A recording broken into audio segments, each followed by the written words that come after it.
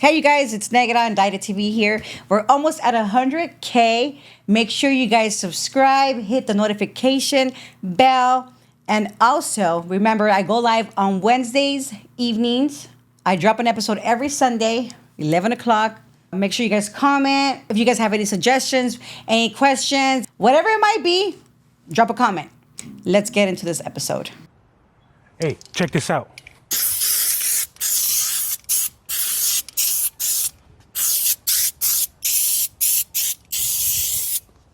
If you want to get into Navy Fed and get 20,000 in 95 days, comment the word credit. All right, come here. I already bombed this right here. Fix your credit. If you're Latino, you need to wake up. Fix your credit.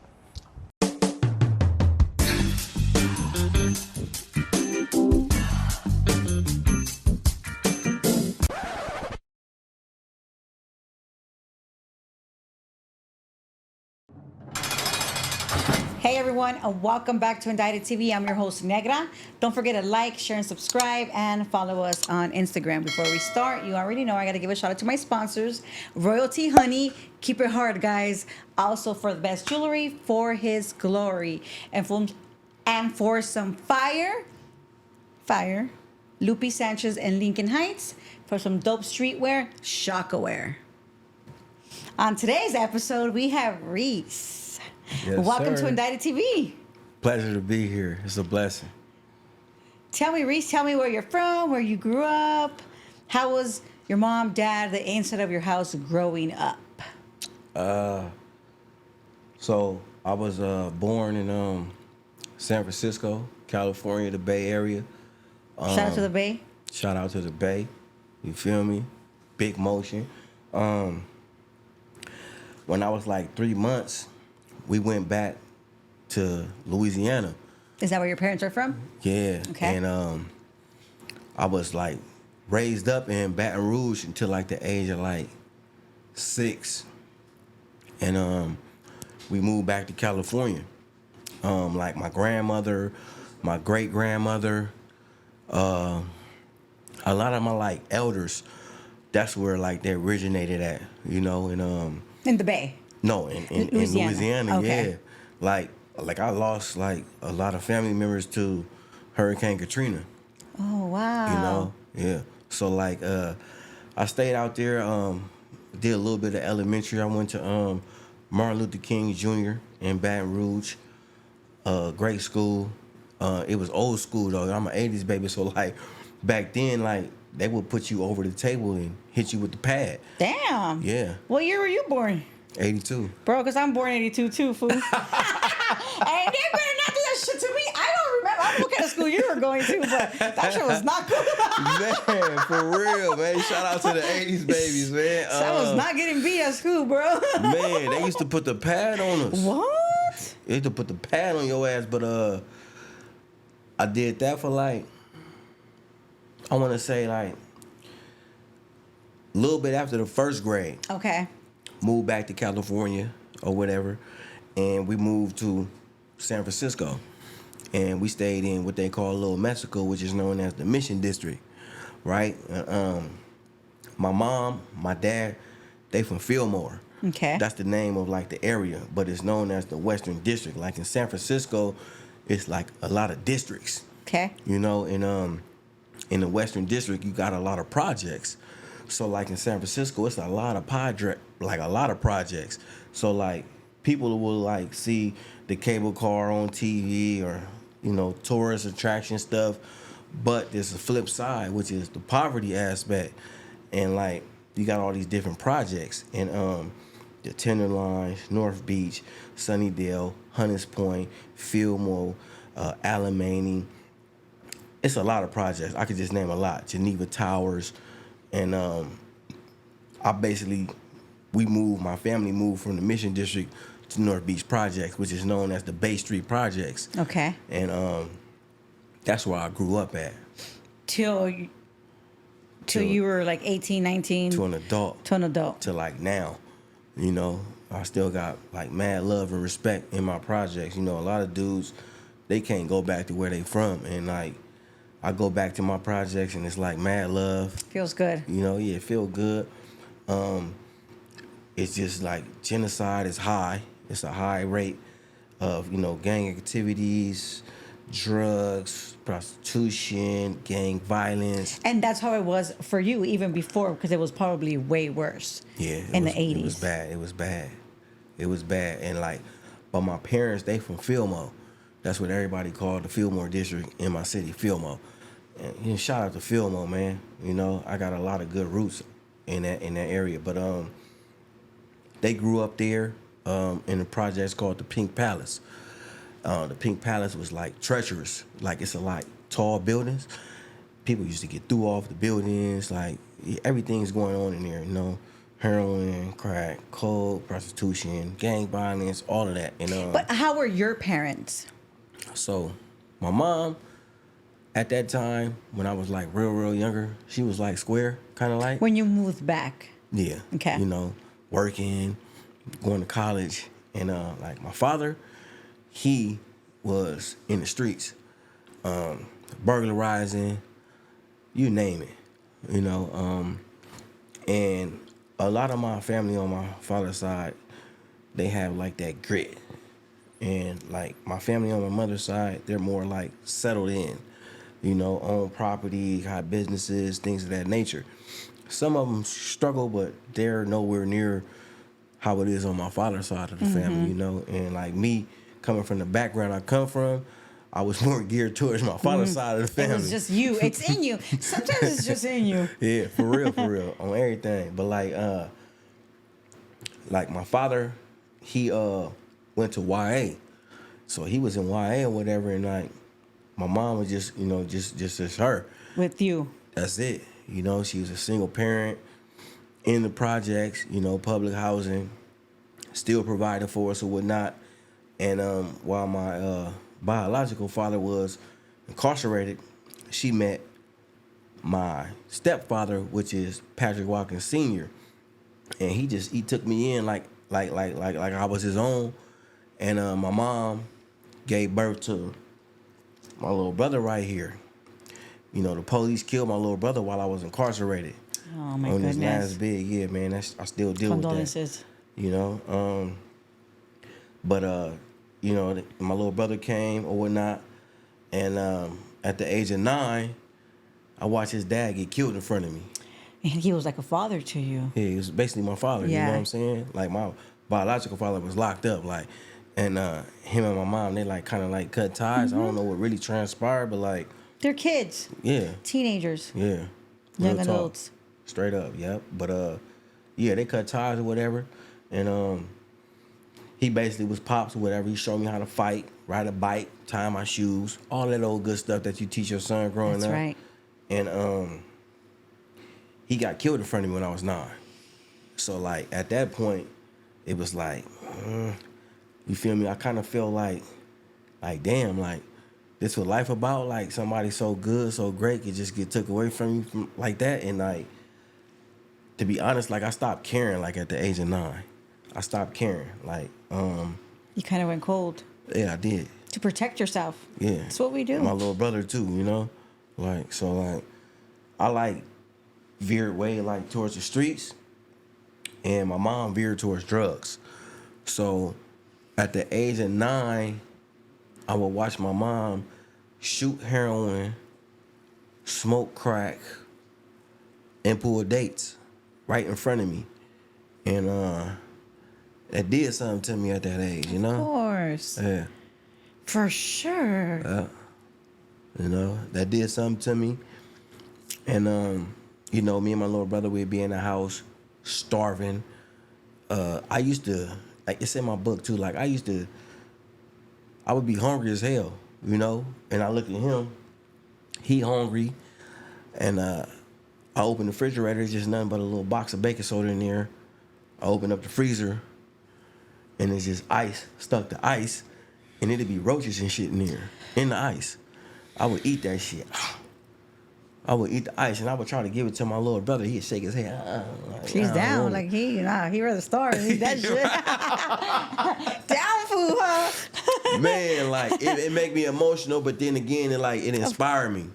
You know what I'm saying? Because you're at such a young age, you felt that pain, that like, oh my God, I gotta take care of us like a big brother. Like you were the man Yeah. of the house at such a young age, and to see your little brother, and you're eating that, it's like, what can I do? And you're a baby yourself, literally. Exactly, that part. That part right there, right? And like, I didn't choose the life of crime. I really feel like the life of crime chose me. You feel me? Because here I am, 9 years old, right? And I'm putting tape on dollar bills, $5 bills. I would go to the dog house. That's what we called it. It was the arcade. And I would go manipulate the machine for quarters. You know what I'm saying? And all the like hotels and shit that's like in the area around where I'm from, I would go manipulate the machine, get the sodas, the chips, the candy, with the dollar bills and the $5 bills that's tape. And I would go sell everything that I get for half off in the projects, door to door. And they know exactly who I am. Oh, that's badass little Rece.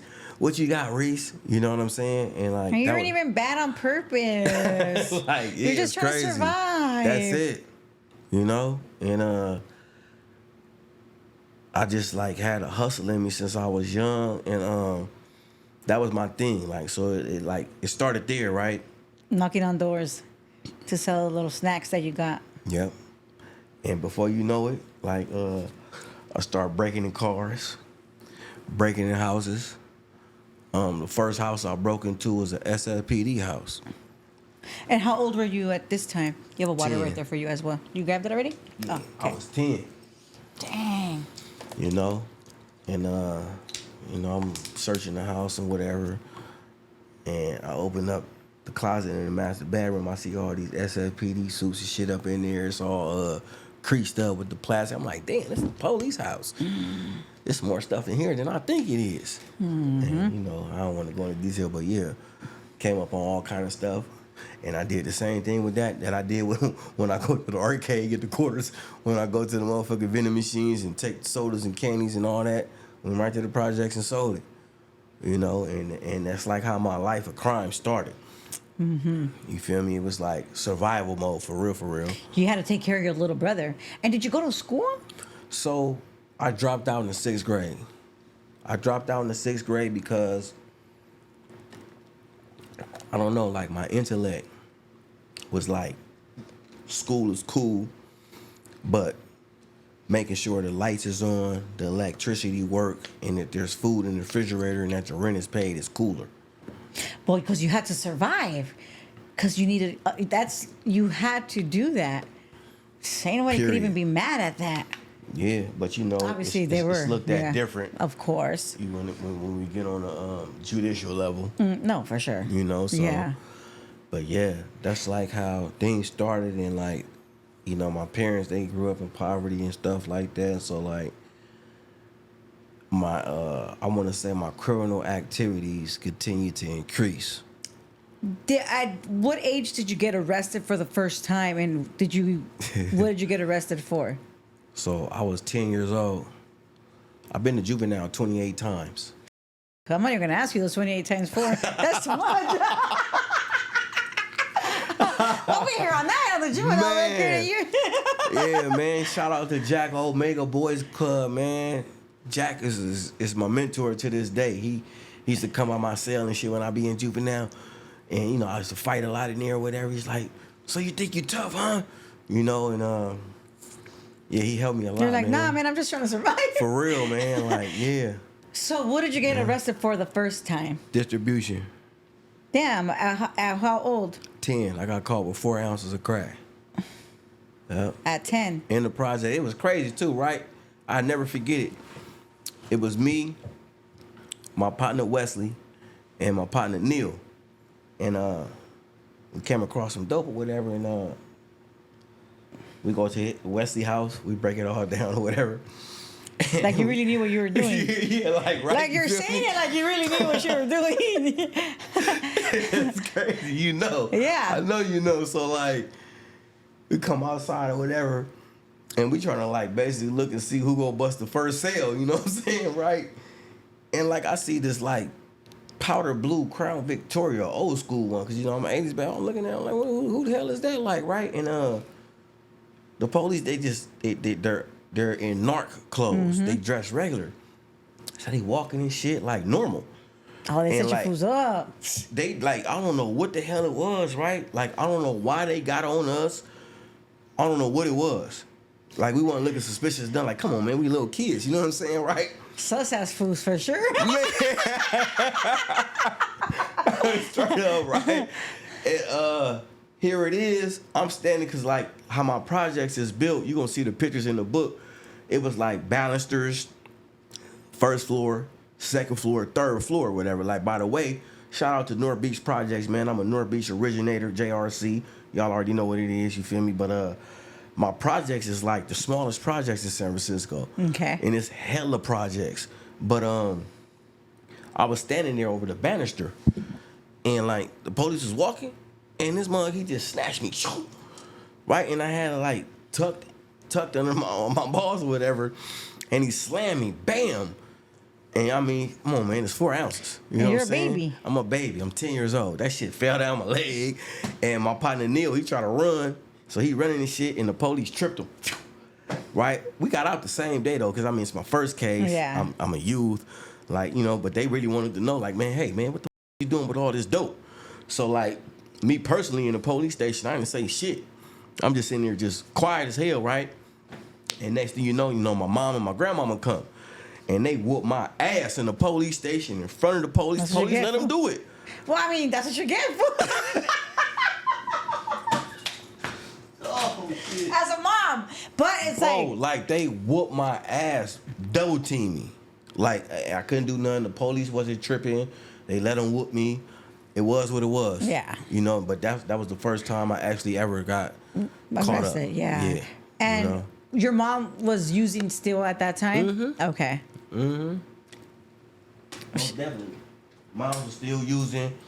And so grandma used to kind of take care of you guys. For sure. Like, to be honest, like, so my great grandmama Granny was like my grandmama. My grandmama Glow was like my mom.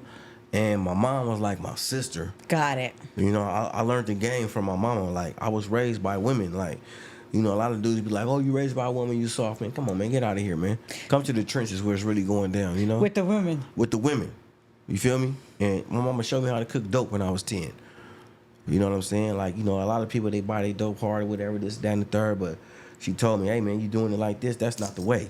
If this is what you really want to do, I'm going to show you how to do it. That's right. You know what I'm saying? I mean, that's not right, guys, but that's right. For real, though. But, like, bam.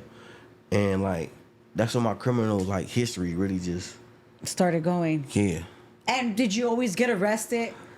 Did you just go to juvenile hall? Did you go to camp? Did you go to YA? How did it go for you? Obviously, So- you started getting you started going to jail. You said you went 27 fucking times. 28. Yeah, 28. Man, I'll never forget. But, yeah, I've been to YA. And did you go to YA because of everything you've already been through? And it's like, you know what, fool, we're just sending your ass to YA. Yeah, they sent me on 3 different dry outs, 90-day dry outs. I've been to Chadden. I've been to Preston. Carl Holt. It's like a drug program in YA. I've been there, done that. County jail, countless times. I think I've been to the county jail probably like 17 times.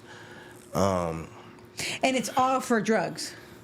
Firearms and drugs. Okay. Yeah, Okay. firearms and drugs. When it came to that, you know, the first time I got sent to state prison, I was like 22, just turning 22, and I'm a Scorpio. Shout out to the Scorpios. You know what I'm saying? He loves the sign. Got to, And man. I Shout say out to that because you Scorpio. mentioned that. I forgot you were saying something. And you were like, oh, because I'm a Scorpio. I'm like, this guy. Yeah. You know what I'm saying? Yeah, I was 22. They sent me to San Quentin. Well, what did you get arrested for? So when I got sent to San Quentin, right, they charged me with distribution and the intent to distribute and possession for sales of base rock cocaine and cocaine. Mm-hmm. You know what I'm saying? And my first bid, they gave me 5 years with halftime. You know, they give you halftime in the state or whatever. And I went to San Quentin. How was that for you? Crazy. Wait, first tell me about how you got when you got to the county. It's your first. About you get to the county. It's like let's tell me about your first time. Cause are you a gang member? Well, you know, Or you just thug ass fool? like, I'm not a Crip, I'm not a Blood. Okay. I got love on both ends. Got it. But It's about your money. I'm a murder boy. So where I'm from is murder block. You got 500 block, 2400 block, and you got 3 different buildings or whatever. And like, I'm from the old projects of North Beach. They tore our projects down and rebuilding them. They would consider me a gang banger. Okay. An active gang banger too. Okay. But you ask me, man, I'm a people's person, entrepreneur, father, husband, businessman. I don't really, But the reason I asked that was because obviously you're going to the county. It's not like you're in juvenile hall. You're just taking off and fighting with everybody. Yeah. It's not like when you're, you go to YA and it's like you're just fighting everybody as well. You Yeah, know, yeah. it's you're getting the county now. You got to kind of get along. So that's why I asked. Like, Yeah. were you a gangbanger? Like, Yeah. that's why So I asked. like when I hit the main line, basically dudes will ask, "Hey, where you from?" 9 times out of 10 though, they already know who I am. Got from it. the streets. So they already know what's up. And like in my county jail, it's vicious.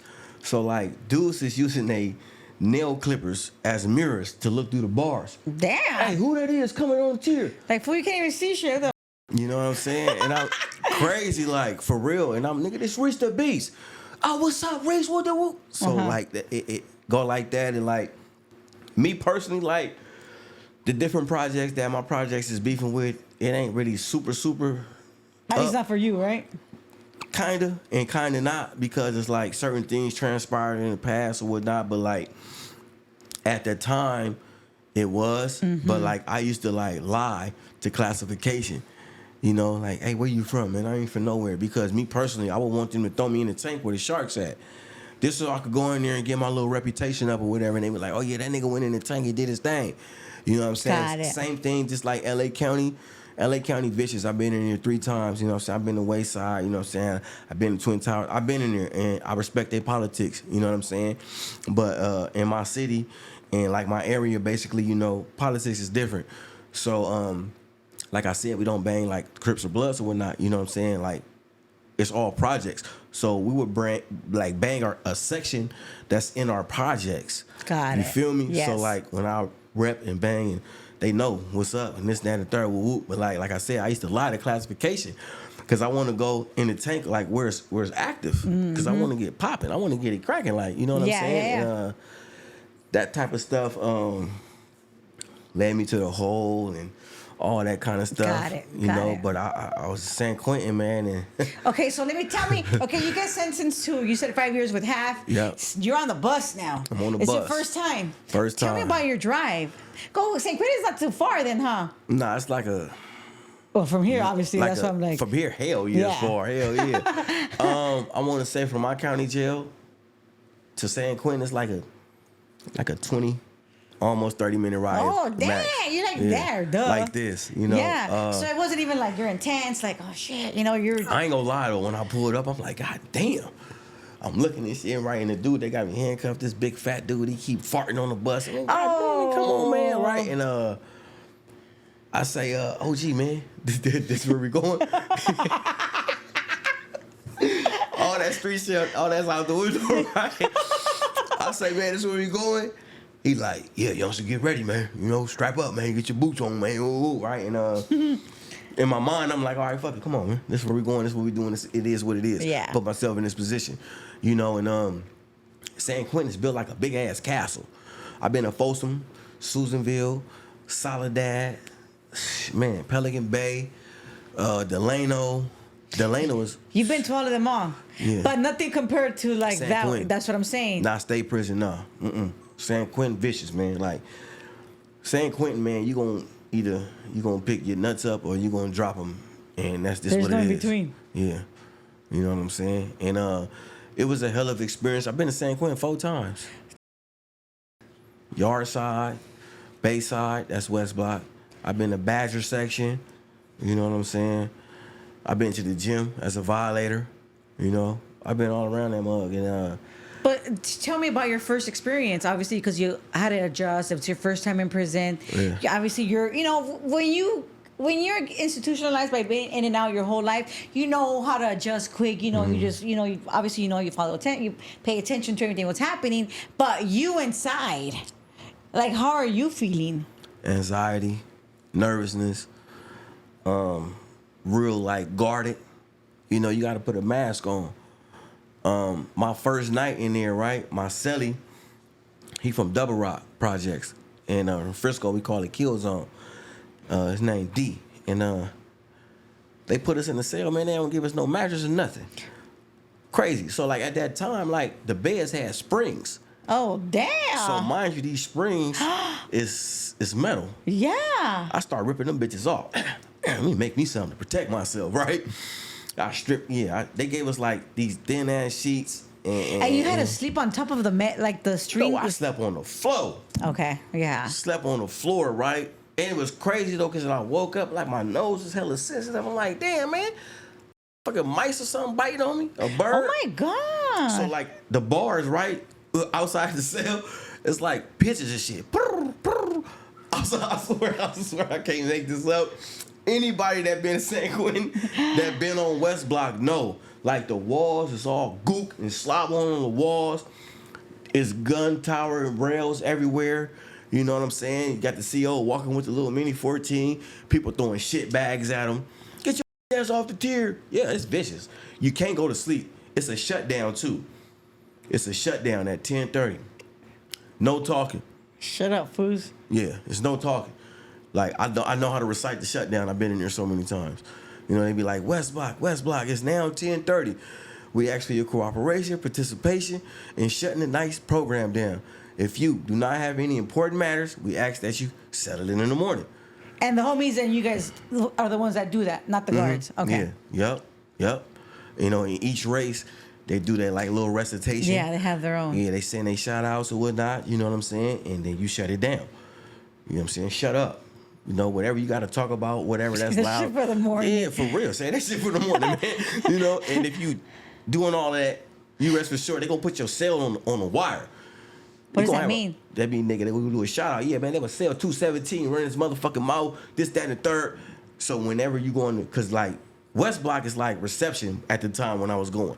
You lock down 24 hours. Okay. The only time you coming out is to shower, or if you got medical, some shit like that. But like for the most part, you may or may not get yard once a week. You know what I'm saying? And then when you do get yard, it's gonna go down. And you gotta pong out. You like, God damn, man, I can't even get no wreck. You know what I'm saying? Like San Quentin vicious, bro. That shit changed me, you know, for the better. But at the end of the day, it was a hell of an experience. Yes, that's crazy. Yeah. What would you say was the craziest thing you experienced there? I got into a riot. At that time, I want to say around 2005, right before I went to my main facility.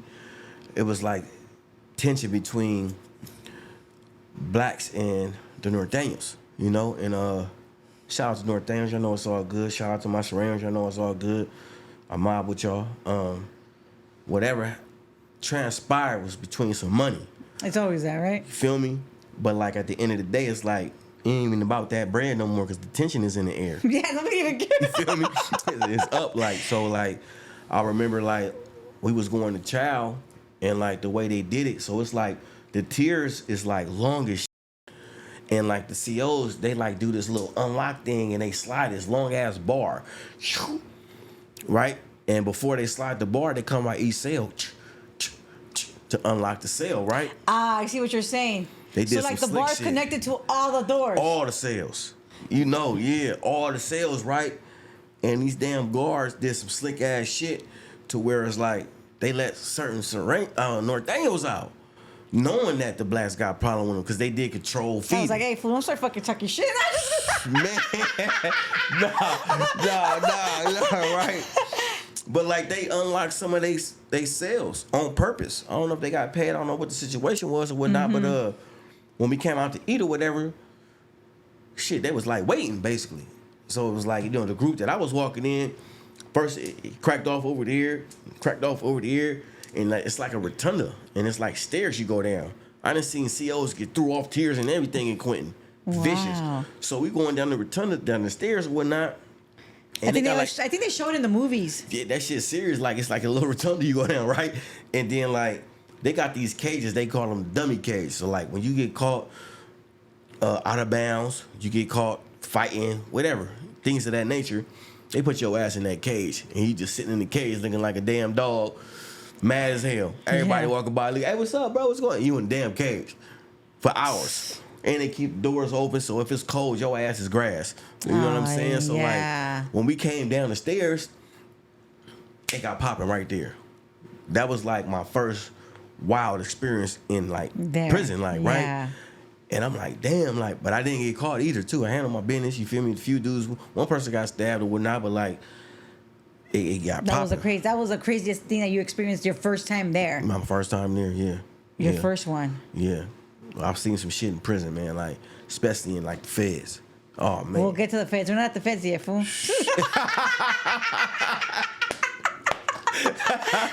You've been to way too many prisons. Man, too many for real, though. Straight up, so, man. From there, from St. Quentin, you went where? To Susanville. And that's just in your 3-year bid. So they gave me 5 with half, but like I did like probably like 37 months, 38 months, give or take. You know, a little bit over 3 years. I went to fire camp. How was that? Crazy. Why? I thought it was like cool or something. Man, listen, for one, you getting paid $1 an hour. $1 an hour, right? And fire everywhere. Certain like fires you go to, like the campaigns and fires shit. everywhere. Man, I swear, one fire we went to, I thought I was in hell. I'm talking about fire everywhere. Like it was so crazy they had to do like a back burn because it was like they couldn't stop the fire from continuing. You know what I'm saying? But it's like I want to say like 73 acres of fire. Fuck. Yeah, 73 acres of land just burning. You know what I'm saying? And they put it on purpose, obviously, for training. I think, like, for real, some of those fires are purposely done. Some of them motherfuckers be setting that shit to get paid. Yeah, they ain't getting $1 an hour. The motherfuckers getting $40, $50, $60 an hour. Stuff like that. You know what I'm saying? And then back then, that's a lot. Straight up, for real. Early 2000s, hell yeah. Yeah, like $40 right now is just like, you're just barely making it. Barely getting by on everything, yeah. Yeah, but that shit, that experience was crazy. That was around the time, you know, like, I had my first kid, you know what I'm saying, my oldest son, my junior, little Rece, you know, and So you had a girl afterwards. My oldest, she's 19, and my youngest daughter, she's 16, and then of course I got a toddler, you know, but like. No, but I'm saying your oldest, your son, your first son, you had him right before you got busted or something. Yeah. Okay. Yep. Actually, like for real, like I was fighting a case, and I was looking at life for real. I don't want to get into all the details, but I was looking at life, whatnot, and I basically had that going on, and it was like, damn, how I'm gonna be able to support my kid, and I'm up in here dealing with what I'm dealing with. You know what I'm saying? But things end up working out. You know what I'm saying? Cool or whatnot. You know. Like me, I never really had co-defendants. So I really don't, I've seen people with co-defendants and all of that old type of stuff, but like, all my cases is just like to the face. And I prefer it that way for real. Yeah. I ain't gotta worry about nobody telling them. Yeah. You know what I'm saying? Like for real, because I sure the fuck ain't finna tell on myself or nobody else. Yeah. You know, so like, I was dealing with that, and when I came home, boom, I come home to a boy or whatever, you know? But like, I was fighting fires. And like that shit, like it was crazy. It was crazy, especially when you're not used to like working. Yeah, like I'm from the projects, man. I don't fight no damn fires. You know what I'm saying? Like it was different as hell. Like like, but I adjusted. Of course, I adapted. Shit, I used to work with like the Pulaski, the McLeod. First, they start you off with the McLeod. It's like this big ass tool. I was like, hold on, man, I can't keep working with this big ass tool. This ain't me, man. And I found out, oh, you got to work your way up. Like, I'm one of them type of dudes, like, I got an addictive personality. Like, if I'm into something, it's 110%. I believe effort is, like, everything. So, of course. Like, I worked hard, and, like, the fire captain was like, hey, you know what, Maurice, man, we're going to move you from McLeod to Pulaski. So I was a Pulaski for about 3 months, and then I became a sawyer. So the sawyers work with the saw, chop it down all these big ass trees, and once you hear that saw, all my fire workers, man, shout out to the firefighters, man, that shit be real. When you hear that saw going, you know it's time to go. It's time to get ready. It's time to start you cutting the line, and it's just crazy, you know what I'm saying? But like, I did that shit for like 19 months. Did you parole from the fire camp? Yep, parole from the fire camp. You know what I'm saying? And did you have any like visitors while you were in the fire camp? Cause not really like that. You know, my wife, you know, she had shit going on, and like she put in an application and denied it. I don't know. I'll be home in a minute. Well, I say that because I've heard like with all these camps, like if you're going down, you could like run out and meet the person. Oh, before it wasn't like that. Hell no. Ah, okay. Wasn't no cell phones or none of that shit. Well, yeah. I guess you're right. Yeah, I guess you're right. Nothing, you know, now like shit, you could damn near say prison damn near like the streets now. You got access to everything, but at the end of the day, it's like we just can't come home, obviously. You feel me? Yeah. And like you didn't have all the access that you had today. You didn't have all the resources back then that you have today. That part. You know what I'm saying? Sure. So like stuff is like more accessible today, but like back then, in early 2000s and late 90s and all that, hell no, ain't no leaving nowhere. For sure. Yeah. So you come home from the fire camp. What happens with Rece? You know, I'm in the process of, you know, trying to build this father and son relationship and whatnot. Because he was how old when you came? A little over like 3. Okay. You know what I'm saying? And had situations going on with that, and before you know it, boom, violation. Back to San Quentin, buddy. For the second time. Yep. Hearing the pigeons. Yep. Hearing the pigeons. Hearing everybody yelling all the tears. You know, and it's crazy in there because it's like it's all these tears and it's just so long, right? And when you coming in, it's like everybody's trying to see who's who. Yeah. Let me ask you this. You know, like us, like, you know, Hispanics were like, oh, he spends a la tira. Yeah. What are you... Excuse me on the tear. Yeah. Is that what you guys say? Excuse me on the tear. What are you guys saying? Hey, who that is? You know what I'm saying? No, like when you're trying to speak on the tier and like, because tension on the tier, tension on the tier. Oh, okay. Because you know we say spends on a tier meaning excuse me, you know, whatever. For respect. Yeah, exactly. Yeah, okay. Yeah, for sure. Yeah. That's funny. Yeah, so it be, you know, I got family that's on both sides, Serranes, Norte. I got family that's well, you live Bloods. up north, so it's like well, you grew up north. Is what I'm saying. You know. Okay, so you're back. Back. How long was the violation? 8 months.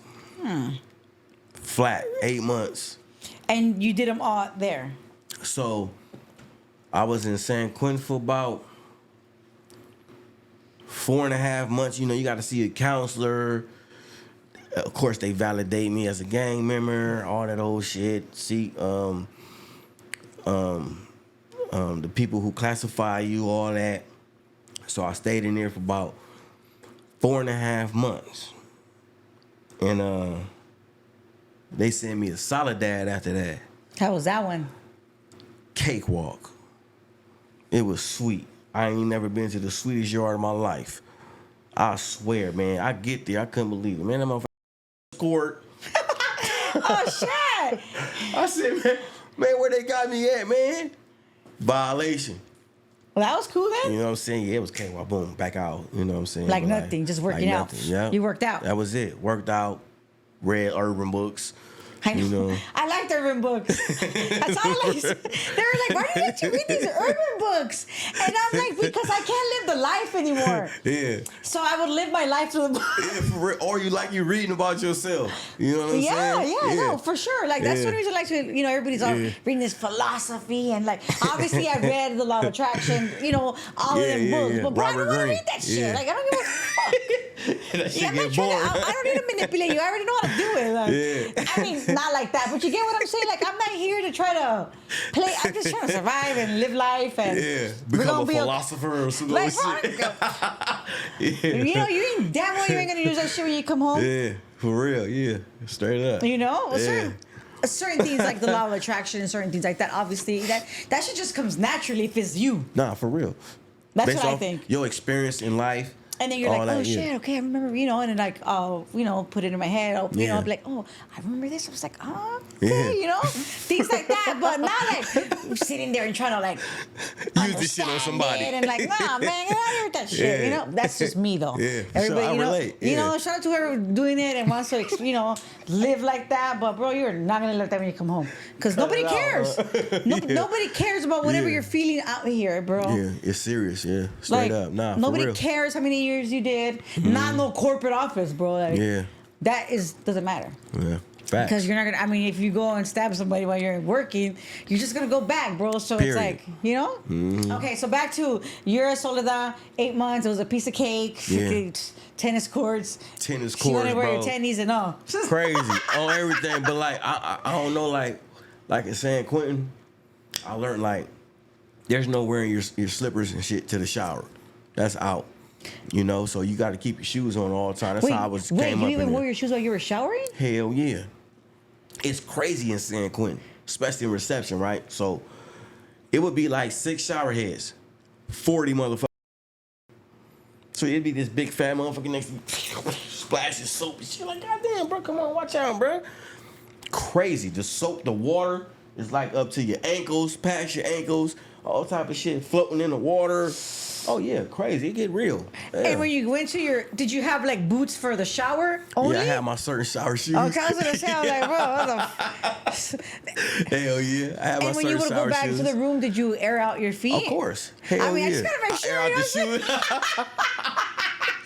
I mean, fools be fucking wanting to sleep in their shoes. Like, bro, you are not inside. Yeah. Like, it's okay, Yeah. But I understand it. I understand it.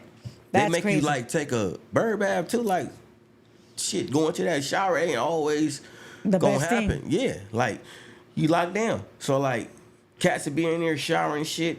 Water would be coming down from the tier, passing past your cell and crazy because they taking bird baths. Everybody taking bird baths. I can't even count how many bird baths I took because of lockdown.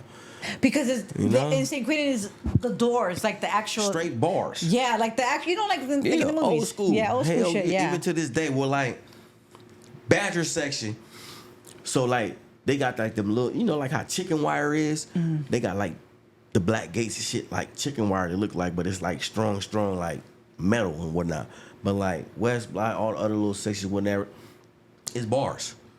Even like my county jail, it's bars, and like the tank shit is bars, and then like San Bruno, cause that's like the county jail they was sending us to in San Francisco or whatever. Like I've been to San Bruno probably like 8 times, 9 times, and the cells had bars on there.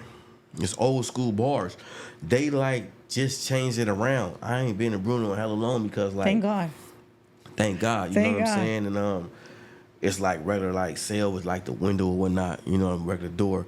They change it around or whatever. But like, yeah, like that's like me growing up in the system, all the cells and shit had bars on there. It wasn't none of that old shit they Doors. got now. Yeah, You know what which I'm is saying? good. Yeah. That they have new stuff, right? For real. Kind of make you feel like you in a cool little room or whatever. Hey, you're in my own room. For real. So you come home from Soledad, right? You did your 8 months. Yeah. What happens after that? Because you're how old now? Like 24? 25? Yeah. I'm like going on 25. 25. You try to, have this relationship with your 3-year-old, your first son. Yeah. And then I had my daughter. Boom. I get indicted by the feds. And what did you get indicted for?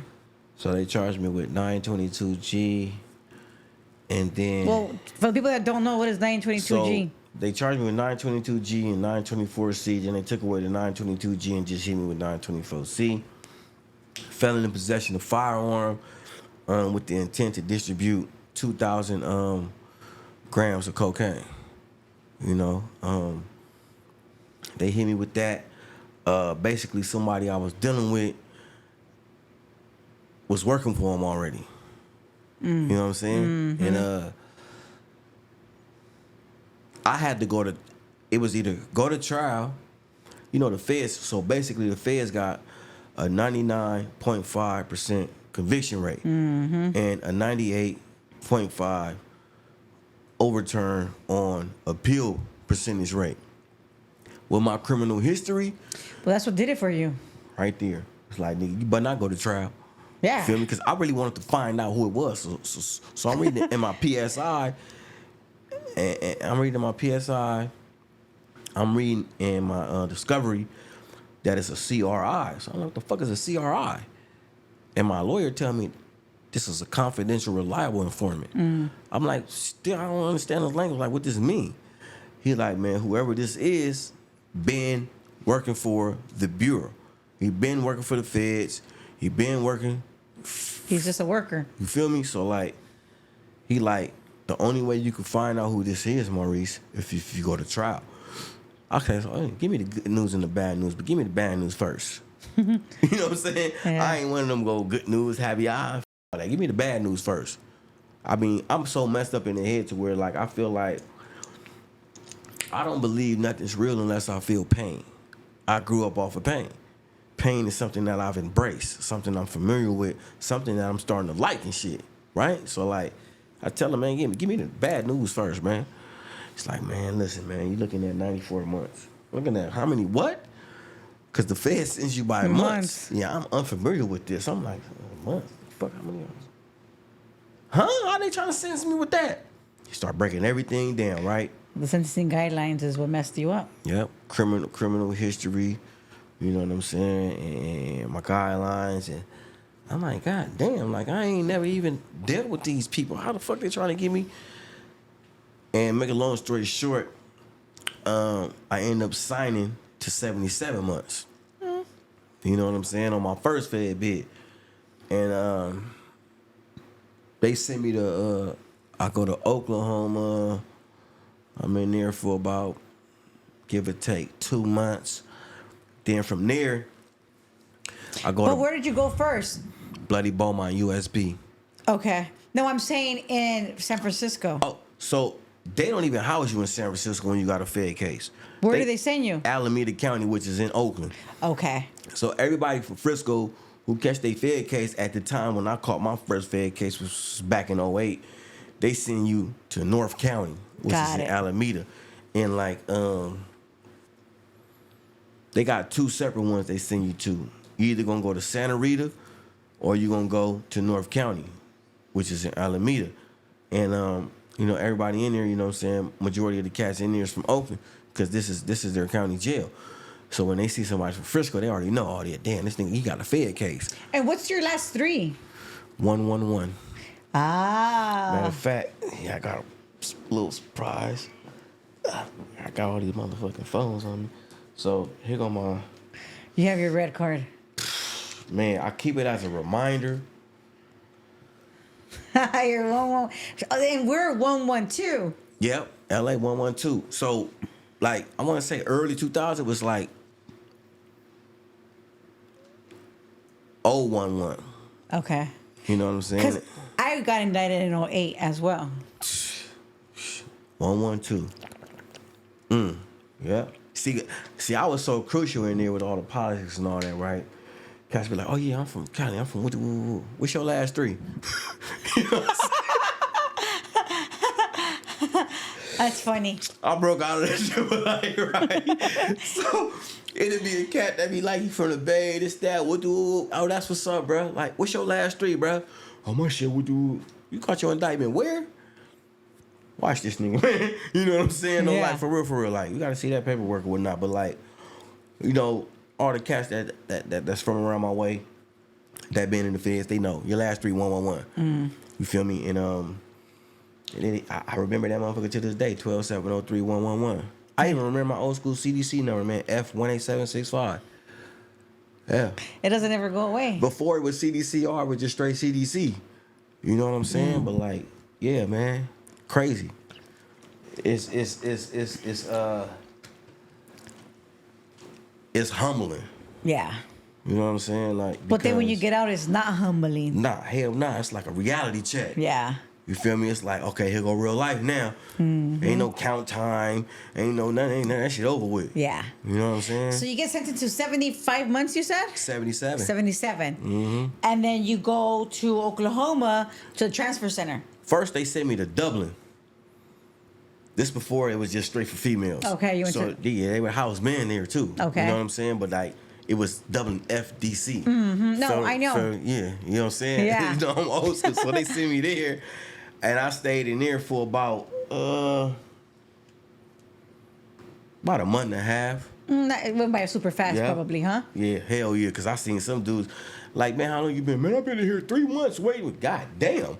You know, I'm ready to go hit the yard. Yeah. I don't want to sit up in here with all. I want to see what the commissary list really look like. I want to see what this yard really hitting on. Yeah. You know what I'm saying? Uh-huh. But I was in Dublin for a minute. Boom. They sent me to Oklahoma. Boom. And you know, like, I'm asking guards and shit. Hey man, where you think I'm going, man? What's your BOP number? 12703111. The motherfucker tell me, oh man, you going to Texas? Damn, I'm going to Texas, huh? And at the time, you know what I'm saying, my celly, he was a cat from Flint, Michigan. Cool youngster, whatever. He was a little bit younger than me. At the time, I was like 25, going on 26, and he, you know what I'm saying, was like 20. We were know what I'm literally the saying? same age. That's crazy, man. You know what I'm saying? And like, that shit was like, it was crazy because here it is, you got two dudes who from two different coasts, but we from the same country. You know what I'm saying? Because that's how the feds get down, man. They don't care about your family. They don't care about you. They gonna send you anywhere In the world. Obviously in the United States. Yeah. So where did you end up going again? Beaumont, USP. Bloody, at the time when I went, it was called the Bloody Beaumont. And that's where I would say I had my craziest experience in prison. Tell us about your craziest experience. Man, so like, they had me in building DB. It was like by the basketball courts or whatever. And they used to be like, yeah, man, DB, man, they call that motherfucker DB because there be a lot of dead bodies up in there. Oh, no. Hey, I'm like, oh, hell no, I got to get up out of this unit. Get me out! I met some real solid dudes up in there, man. But like, you see me there, my second week. So I'm on the yard with every gang in America. Vice Lords, Gangster Disciples, Latin Kings, Black Peace Stones, Crips, Bloods. Like, it was just so many gangs. It was crazy, right? So shit stayed going up.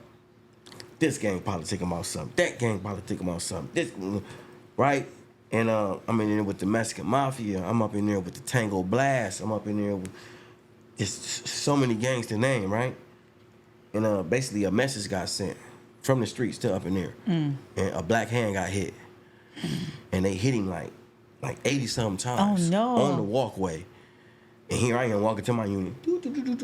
Oh, shit, my partner. Hey, what y'all get against the wall? Get down. Yeah. And, you know, I'm just seeing them. It's just hitting him. You know, it's just how it is in the USPs, man. You can talk this, talk that. Hey, man, ain't no gun up in here. You either gonna throw them hands or you finna hit a motherfucker with your dagger. Period. And they hit him about 80-something times. And I was shocked, like, because I've never seen that. Like, you know what I'm saying? I'm like, God damn. We went on lockdown for 3 days and came right back up. Like nothing. Like nothing. I'm like, God damn, what kind of warden is this? You know, and It was so normal for them. yeah, because violence is at a high time. So I've been on many high-style, violent environment, penitentiary environments. And that shit, like, change your mentality, the way you think, the way you conduct yourself. Like, you could be walking in a path and a be in your way. Say, excuse me, man. You know what I'm saying? Say, excuse me, man, out of respect. You know, I done seen motherfuckers get stabbed over the phone. Motherfucker sitting on the phone, and he fart. And this motherfucker feeling some type of way. They just in their phone call, just come back and just hit him. Yeah, you know what I'm saying? Wow. So them type of like experiences change the way I think, the way I seen people, the Way way you I move. view life, the way I conducted myself, all that type of stuff. You know what I'm saying? Hell yeah. And like Chomos, child molesters, man. I despise them. They couldn't walk the yards where I was at. None of the yards I've been on. Rats, none of that. It was literally a law. 30 days, man. You got 30 days to bring your paperwork. If you ain't got your paperwork in 30 days, go to the hole until you could get your situation or your priorities together. That's just law. It ain't like, you this, you that. Nah, man, go ahead, get straight. Feel me? Because at the end of the day, you got certain people like me that's going to investigate. And I'm gonna find out what's what. Yeah, I know how to go on. My wife ain't. Go on, pace her. Yeah, I'm going to figure it out. Yeah. You know what I'm saying? And it's going to show whether if you come back out or if you don't. Period. Simple and plain. Yeah. You know? Yeah.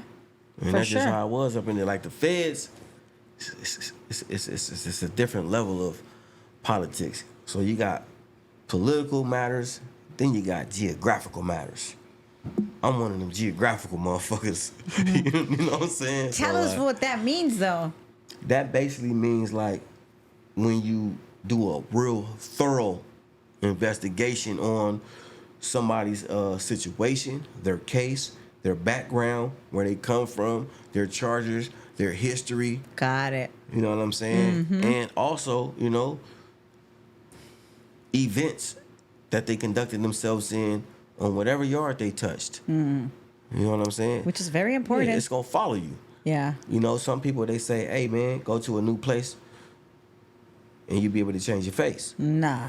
9 times out of 10, that don't be the case because whatever took place on this other yard, it's going to follow you to that yard. Of course. So I don't give if you was in Texas, if you was in Florida, if you was in California, if you was in Colorado, if you was in, I wouldn't give a damn where you was at. Yeah. How many different federal prisons did you go to, and which ones did you go to? So on my first federal bid, I went to Beaumont USP. Then I went to Oregon, Sheridan. I heard they done flipped the yard around now. I wasn't there when they did all that old stuff or whatnot. But I went there. It was cool. It used to go up, but it wasn't nothing like Beaumont, Texas. Yeah, it wasn't nothing like USP Beaumont. Feel me? And for those who don't know, it's like you got FCI, which is a federal correctional institution. Then you got the USP, which stands for United States Penitentiary. And this is where they always want to send me. And everywhere I travel, I got the little black box on and shit. We get on this plane, right? They say, allegedly, that it's supposed to be Pablo Escobar plane he donated. Man, this tape wrapped around the wing. So on the Con Air one. I'm like, bro. Oh, let me say my prayer. We about to die on this bitch. I've been on the Con Air one. You been? Oh my God, man. Hey, when I get this plane, the motherfucker little, it got tape wrapped around the wing. I said, man, this can't be true, bro. This some shit out of a scary movie. The one I went on was super big. Man. But it was nothing but inmates. Yeah, period. Yeah. And then all you the got marshals, the little guard. Yeah. Like crazy, huh? Like something's really happening. Yeah.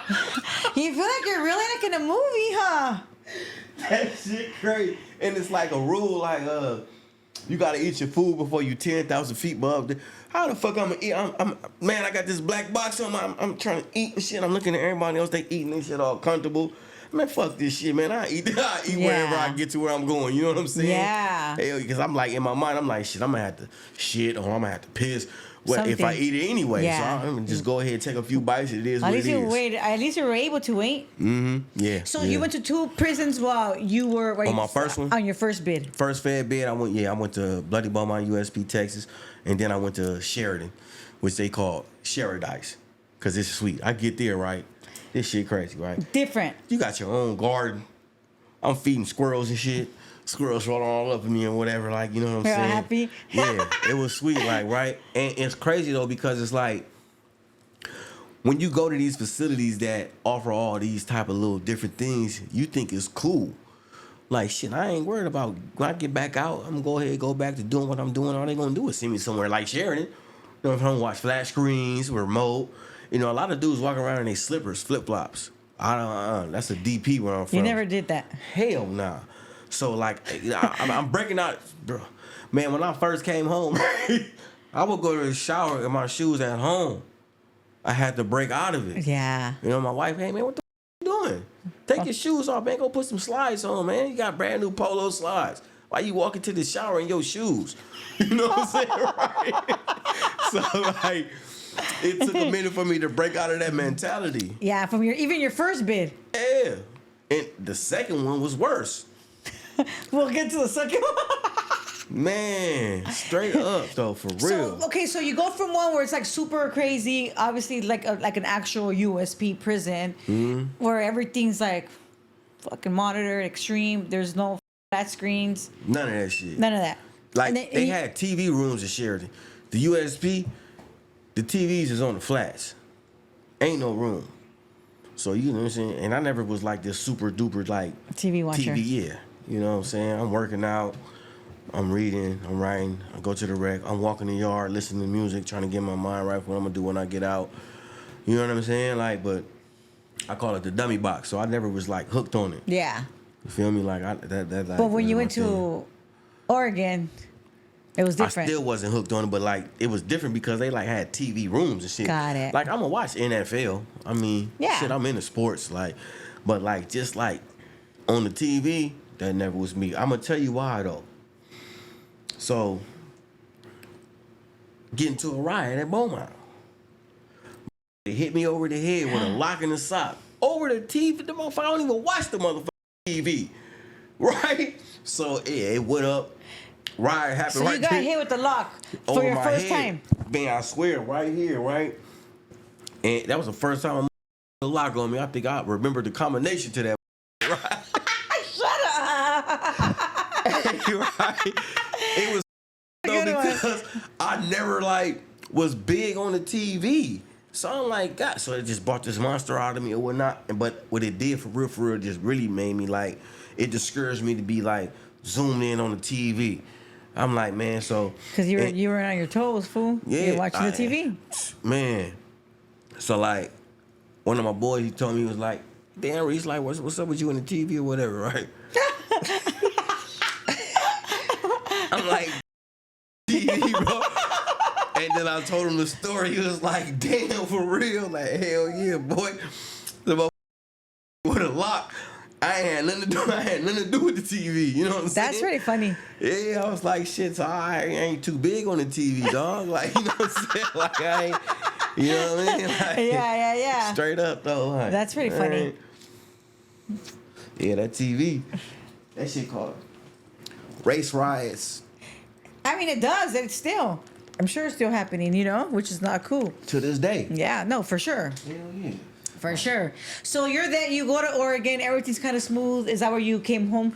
Mm-hmm. Hell yeah. And like the weather crazy. That shit rain like 9-10 months out the year. It's snow. When it's hot as shit. When it's cold, it is cold as fuck. And how was the commissary for you there? Sweet. Food, everything was good. So every yard I went to, I ran a store. You know, I wasn't one of them dudes in there calling home, hey, I need this, I need that. Nah, I'm a hustler. I mean, shit, I used to take dollar bills and $5 bills in vending machines and everything a hustle in the feds. I know you know, but like, I just had this other like level of hustling or whatever. So like, I wasn't the type to be, you know, stuck trying to figure that out. Matter of fact, an old head's named E, and he from North Oakland. They call North Oakland Ice City. Shout out to E. E was like, look, man, I'm gonna give you the game, man, on how, you know what I'm saying, you have your shit straight where you up in here, you ain't gotta ask for nobody for nothing, this, that, and the third or whatnot. So, you know me, open-minded, I listened to him, and he tell me how to start like selling sodas first. Then you start from selling sodas, eventually graduating to more commissary. So that's how I started it off. It was this cat, he was from Arizona, and I told him, hey man, you be using your trash can? He like, nah. So I will fill up my trash can and his trash can with sodas. Like I said, Texas get hot as the fuck. It would be so hot in Texas that the cell walls would be sweating. Hot as hell, right? Shit, who wouldn't want no nice ice cold Sprite, ice cold Coca-Cola, you know what I'm saying? Yeah. Like, come on, Wayne. I got 2 for 3 stamps. You know what I'm saying? So that's how I like started. And eventually, you know, I graduated because, you know, stamps is currency up in there. Yeah. Man, I would have so many books of stamps, it would be retarded. I would literally, like even on, we'll get to my second bit, but like, hell yeah, I would have stamps. You know what I'm saying? And stamps is currency, so it's like, I sell books and stamps. Motherfucker put money on my books, and I would hand out all these different lists because Yeah, you I'm had running your a shit, store. yeah? I used to make white lightning. Hell yeah, I used to have teddy bear jars. I used to sell them bitches $50 a pop. Dang. Hell yeah, straight hustle. But like my projects in my city, everybody know too. Like you from North Beach, they know, man. Them niggas, they get money. That's like mainly our main reputation, outside of like the gang banging aspects. But like everybody from the bummiest, brokest cat from my projects got some money, because he's a hustler for real. But like, I sold the honey bear jars, white lightning. I had the commissary, and I used to make candy, taffy. And I was selling the gloves, you know what I'm saying? So I just had like few different things hustles. yeah. Feel me? Kept For me you cool. to survive, yeah. Yeah, plus, my family or whoever I ask, like, cause I'm not, I don't know, I have a problem with that to this day, asking for help. I'm working on it, but like, I just never was the type to, cause I've been on my own since I Well, was you definitely 9. asked your wife to go look for the keys. Oh yeah. I was like,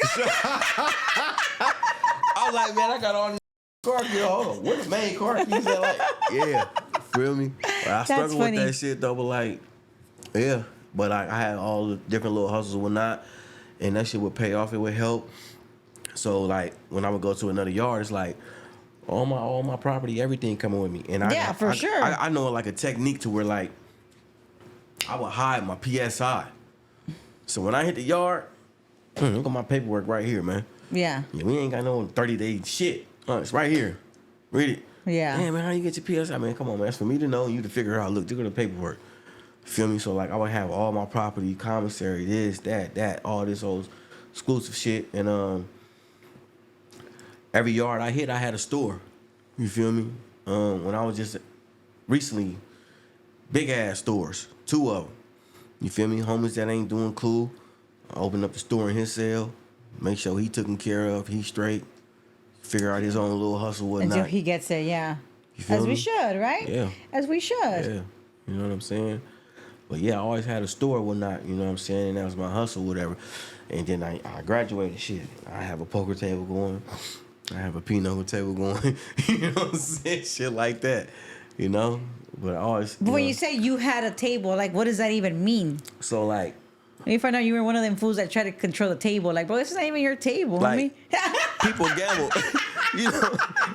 Not like that. Like, first time I was sitting here, boo. You know like how shit people gamble. No, I understand. You feel I'm me? just Like giving you a hard motherfucker might time. want to play poker, pinochle, blackjack. That's my table. I opened it. I'm the house. You know what I'm saying?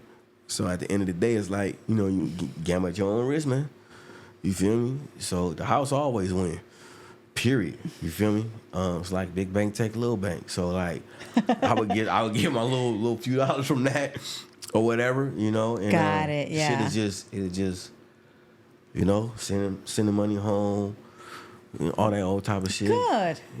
Yeah. I mean, you're a hustler. If you're a hustler, you're gonna get your money somehow, some way. One way or the other. Yeah, and everybody else is gonna be okay. That's around you. Mm-hmm. So you came home. You were on probation from Oregon. Yep.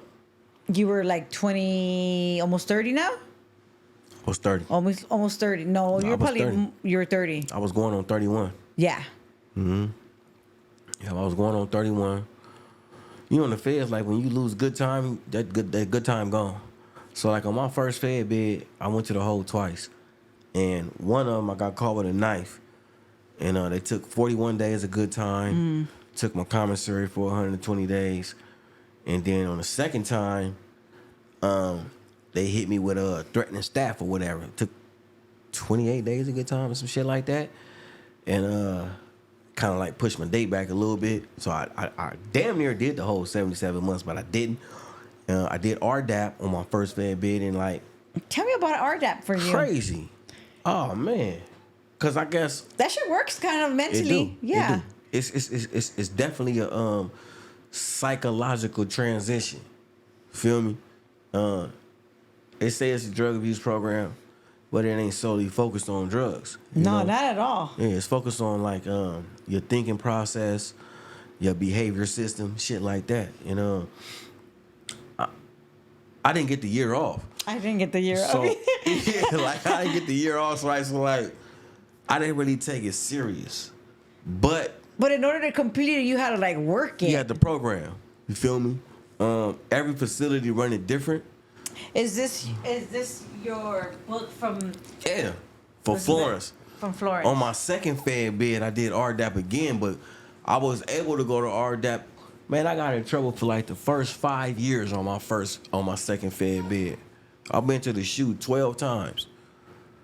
My second, it was different. I was bitter. A lot of things happened. Lost my mom and just all type of Okay, stuff. so let's so you come home, Mm-hmm. right? You do the RDA program. You didn't get no time off. You come home, Mm-hmm. right? And what do you do? Like, what do you do? Because obviously nothing changed, probably. A little bit. A little. I would say like I became like a little more mature. Feel me? I But didn't now you have your girl. Yes. And I have a girl and a boy, you know what I'm saying? And my second daughter too. Okay. Because when I went down, she was pregnant. Okay, Feel me? and your girl was there for you through your incarceration, and she's still I here. don't know how we did it, but we did it. You feel me? Yeah. Yep, she was there. I come home. They sent me to the halfway house in Salinas, Salas. So I'm like, God damn, they got a city? I'm like, damn, I thought they just only had the prison. I know, me too. I thought the same thing. Crazy, right? So I'm like, what the fuck they sent me way out here for, man? I don't know nobody out here, man. What's going on? Like, right? Instead of like complaining and looking at it as a negative, I was like, you know what? Fuck this. I'm finna capitalize on it, right? There you go. That's So, what the RDAP did. Yeah, for real. On every day, that was my hard I mentality. still work that shit here and there. Like, Hell yeah, got to. So like, I started working at this like seafood factory. I'm getting paid $8.50 an hour. Right? I went down to 08. I got out like mid, almost towards the end of 2013, you know? And I'm in Salinas. So I'm working at this fish factory, seafood factory. And they got us like taking apart squid and all that. So when I would come back to the halfway house, I smell like straight fish, straight seafood. The staff didn't even want to search me. And hey, Boxy, go ahead, just go put your clothes in the washing machine and dry, right? I dealt with that for about 3.5 months. I got hired at Olive Garden, right? So I'm working at As a Olive server? Garden. Nah, as a dish machine operator. So I'm working with this machine back there. Man, they used to have pots in that joint this big. I'm like, God damn, I could fit up in this motherfucker, right? I did that for about 2 months. And my supervisor, she's like, hey, Maurice, is there any other position that you would be interested in? Hell yeah, cook. Shit, I've been cooking all my life, right? My mom and my grandma home showed me how to cook, right? So I'm like, hell yeah, cook. So I get promoted to a cook, you know what I'm saying? And I went from making $12 an hour to $14 an hour. I'm like, hell yeah, I could do this. So I would walk from the halfway house to Olive Garden every day. 3-mile walk to my job, 3-mile walk back to the halfway house every day. you gotta do what you gotta do. Got to. And that's what people don't understand sometimes. They want to make their lives like, bro, you got to go through the struggle in order to come up to the top. You just can't go to the top. I mean, you could, but you got to make everybody else suffer. Yeah. Take me to work. Take that. Like, bro. Yeah, that shit ain't worth it. Nah, that's selfish. Yes, there you go. You know what I'm saying? We're just saying. Well, Yeah. I'm just saying, guys. Yeah, that's selfish, man. I used to be selfish. And, like, I turned my selfishness into, like, selflessness. You feel me? Like, you know, of course, like, God come first, then my household, then me. There you go. There you know go. what I'm saying? Because I done matured over the years. But, like, yeah, I used to walk 3 miles to work, man, 3 miles back and shit. And shit would take a toll on me and whatnot. But, like, I end up, you know, getting my shit together, whatever. Getting my own little spot. Getting me a few little cars. And boom, well, you know it, back into the life of crime. Grab me, quick. Too quick. How Fast. long were you out after you got out of the halfway house? Meaning, so you got out of the halfway house. Because you it got- don't count. It's like you halfway in, halfway out. Yeah. So when I got out. When you got out of the halfway house, for how long after? Fucking a week. This fool. Nah, for real though, like 9 months. That's not too bad. You know what I'm saying? About good 9 months. I thought I was doing something and shit. I bought my little Jaguar, little Range Rover. You know what I'm saying? Like, I would like, my thing was like running up into like pharmaceuticals, growers, and all. That's what I thought was cool. Like, you know, hitting house licks. They call it flocking in LA. I've been doing that shit since the mid 90s, early 2000s. And you were hitting what again? Pharmaceuticals. Okay. Having everything. Percocets, lean, this, that, all that shit. Too much of it. I would have, this one activist syrup was like super like popping. And I became basically, I want to say a rich junkie, but like a financially secured junkie. Because you started using it. Yeah. I would be sipping hella lean, popping Percocets, ecstasy no. pills. You know what I'm saying? And that's why even to this day, like, I don't judge people who do what they do. It's no such thing as like, oh, because you drink lean and this person smoke crack. Nah, But it's the same thing. You think you're a better Dovine? Like, come on, man. A Dovine's No, a an Dovine. addict is an addict. Period. An addict is an addict. You know man. what? Like right now, you said I don't judge. I don't, because I'm an addict myself. You know, Or recovering addict. I smoked meth for 15 years. Wow. See? You know what I'm saying? See, you But just it killed doesn't me mean with that I'm that not gonna talk shit. Like, bro, get it together. Like, I Yeah. don't want I'm not judging because I'm that person that I'm talking about. I'm that person. Yeah. But it doesn't mean that I'm not gonna. Hey, fool. You know what I mean? Yeah. Up, like, look at yourself. That kind of thing. You know, like, give you some advice of like, don't, you know, like, give yourself that chance to live right. To grow. There you go. You know? So you're fucking all leaned out, taking pills. But like, I ain't gonna lie, like before that though, to keep it 100 though, like, we used to, like where I'm from, we call it Bo, as in robo testing. So I was drinking Bo like in the mid 90s. Early 2000, I got shot. I got shot 5 times. A lot of people don't know because we kept it as a secret. I'm in the hospital under alias, and they this. Yeah. What you gonna do? You gonna do something? Shut up. Don't worry about it. You know what I'm saying? And man, my uncle, which is my mentor, he's in heaven right now, man. Shout out to my uncle Bean, man. Beaner from the Towers. He taught me like damn near everything I know besides my mom. You know what I'm saying? That my book is inspired by him. You feel me? But Bean helped me out the hospital. I was paralyzed for 4 months. I'm thinking I could just get out the motherfucking bed and like the pictures and all that is in my book too. But like I'm thinking I could just get out the bed and walk. I crumbled. So I had to go through physical therapy, all that type of shit. And in the process of that, you know what I'm saying? You know, when you got these certain type of injuries and wounds, the hospital prescribed hard narcotics to you. Yes. So it started off. Oh, that's how it started. That's how it started. That's You how feel it me? starts. That's how it started, right? I'm up in that motherfucking bed, morphine. Hit me. You feel me? Just press the button, you know, but they got like a little, it's like a little deadline on Yeah. there. You only can get so much. You can or only hit whatever. it like twice or something. Yeah, like bullets still in my bag. Like, I only got my wounds covered with tattoos, man. Cause I ain't the type to be sitting there, talking about war stories and wounds and this and that. That man, motherfuckers don't respect the victim; they respect the suspect. But at the end of the day, I got all my wounds covered with tattoos and shit. But I just like had to throw it out there because a lot of people don't know. Now they know. Y'all know. Yeah, So, you guys know. You know now. But anyway, though, so that's how I like really started with the like real hard narcotics. You feel me? So like the lean would like take away that pain, and it would numb the true and real pain I'm going through. The inside of you. You know what I'm saying? Real shit. You feel me? And like I would use that, and I had excessive access. I got so many different bottles and so many different types of other downers and everything. It's just, hey, let me see what this about. Let me see what that's about. Let me you know what I'm saying? That's how I really started. So like when I had it, it was nothing for me to like use it because I got it. I ain't got to worry about buying this shit. I got it. You know what I'm saying? So like that was one of my things when I was in the halfway house, plotting on places and shit to hit. Okay. And when So I got out, you know what they say, you always relapse, not necessarily using drugs before. the criminal lifestyle. There you go. Yeah. Before you, there you go. The RDEP shit. That's you do it. You already did it in your mind. It's a mental relapse. Yeah, there you go. Yeah, straight up. I already mentally relapsed. I want to say like before you even got out of prison. Yeah. You almost got me. Nah, like I did it for real. Nah, like I did it though for real, like in a halfway house for real. Cause I felt as though like, damn, I'm used to having money.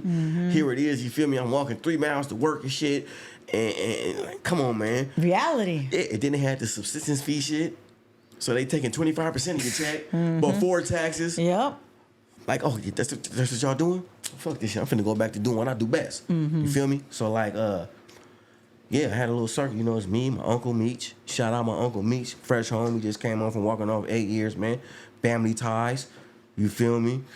My little cousin, Lil Bean, held me down. You know, Meech, Lil Bean, my cousin Jay Rich. Straight family, though. Held me down, you know, during these hard times or whatnot. And when I came home, I'm already in the halfway house plotting on some shit. So my little brother, he's working at PG&E. My Uncle Meech, he's working at Tesla. And I started doing solar. This is when I first started doing solar, right? So we all working and shit. So it don't look like we own what we own. But we own what we own. So, you know, you're paying PG&E. So that's when you started doing solars, when you got out the first time. Because now you own your own solar thing. Yeah, I got my own solar maintenance company now, yep. So, like, I told my little brother, it's me, him, and Micho. We sitting here at this seafood spot. It's like all you can eat or whatever in Salinas. And I asked my little brother, R.I.P. Money, man. I miss you, little bro. My little brother, man, Mons, man. Long live Money. I say, you got access that people's PG&E bill, man? He like, hell yeah, I could get that shit, big bro. Shoot it. Right? So I started. So he would send me the list. So I would just go through addresses. Boop, this one. Boop, this one. Go scope it out. Sometimes it's factories. Sometimes it's just straight grow houses. Sometimes it's just, you know. Sometimes it's pharmaceuticals. Sometimes just go up in there. Take what I want. You know, of course I come in there fully prepared, but you know, that's what it was when I got out the halfway house. So like, I was doing that and shit or whatever. You know, I do it for a minute, fall back, get into the streets, hustling this and that. You know, and get back on it again. You know what I'm saying? So that shit only lasted so long, and then I fuck around, caught a DUI. And when I catch the DUI, based off my criminal history, they didn't even want to let me get probation. They like, nah, we sending your ass to CDC. Because you're already on probation, federal probation. I'm already on federal probation. So I go down for a DUI. I bail out the same night. The next morning, boom, boom, boom, boom, boom. I'm PO at my door. Is there anything you want to tell me? As a matter of fact, yeah, come on in. Because I already know 72 hours. If you don't let them know, it hasn't been 72 grass. hours, yeah. You feel me? So came to my door and shit or whatever. I let my PO know what took place, this, that, and the third. She was cool about it, you know. I mean, she got to do her job. I'm making her have to do her job now. You feel me? Got to respect the game. And she like, you know, you've been doing good, this and that. I'm going to report what you've been doing. You feel me? Make a long story short, they give me 4 months on the ankle monitor and 4 months halfway house, which total out to 8 months, right? Oh. CDC, however, give me 16 months with half. This is when I get sent to Delano. That's what I was going to say. Like, how did you end up going to Pelican Bay and all of these while you're on federal probation? So with Pelican Bay, so you know how I got out of fire camp and shit? And I violated, I went to Soledad. Okay, I got out of Soledad, right? 2 months later, I catch another violation. This when they sent me to Pelican Bay to Sea Yard. Okay. Feel me? So that violation, though, was only 6 months with half. I ain't really staying there hella long. So, you know, to me... You still have that little time extra to do. And in my mind, I'm still thinking, childish, this ain't shit, man. I only did this, that, and the third. I could do that again 10 times. I got another run in me. I got another run. Or whatever type of stuff. So, like... You pump yourself up, basically. Yeah. But I end up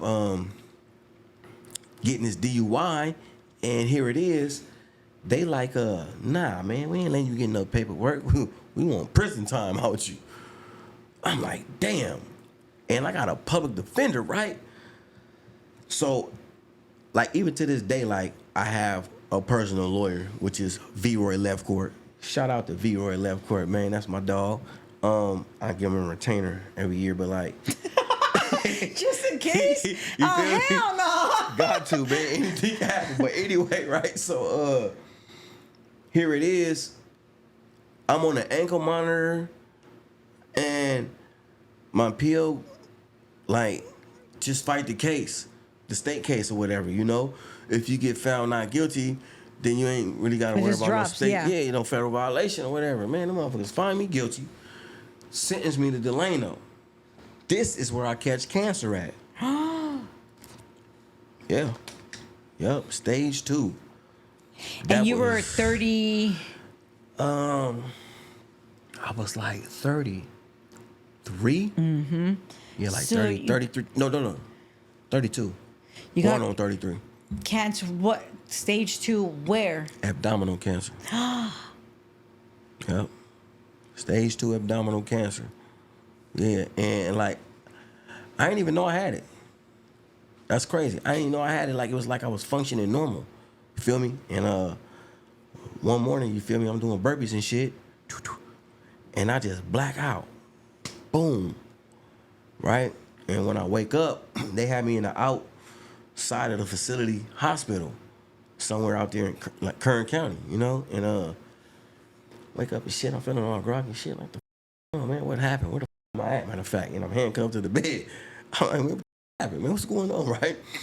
It's a CO sitting there and shit. He looking, you know what I'm saying? I'm like, hey, CO, what's up, man? Oh, you're up, huh? Man, what's going on, man? What the doctor be in here to talk to you in a minute. So the doctor come in there, whatever. He like, we gonna run a few more tests on you. You know, we gonna do some blood tests and you know, see what's going on with you. You know what I'm saying?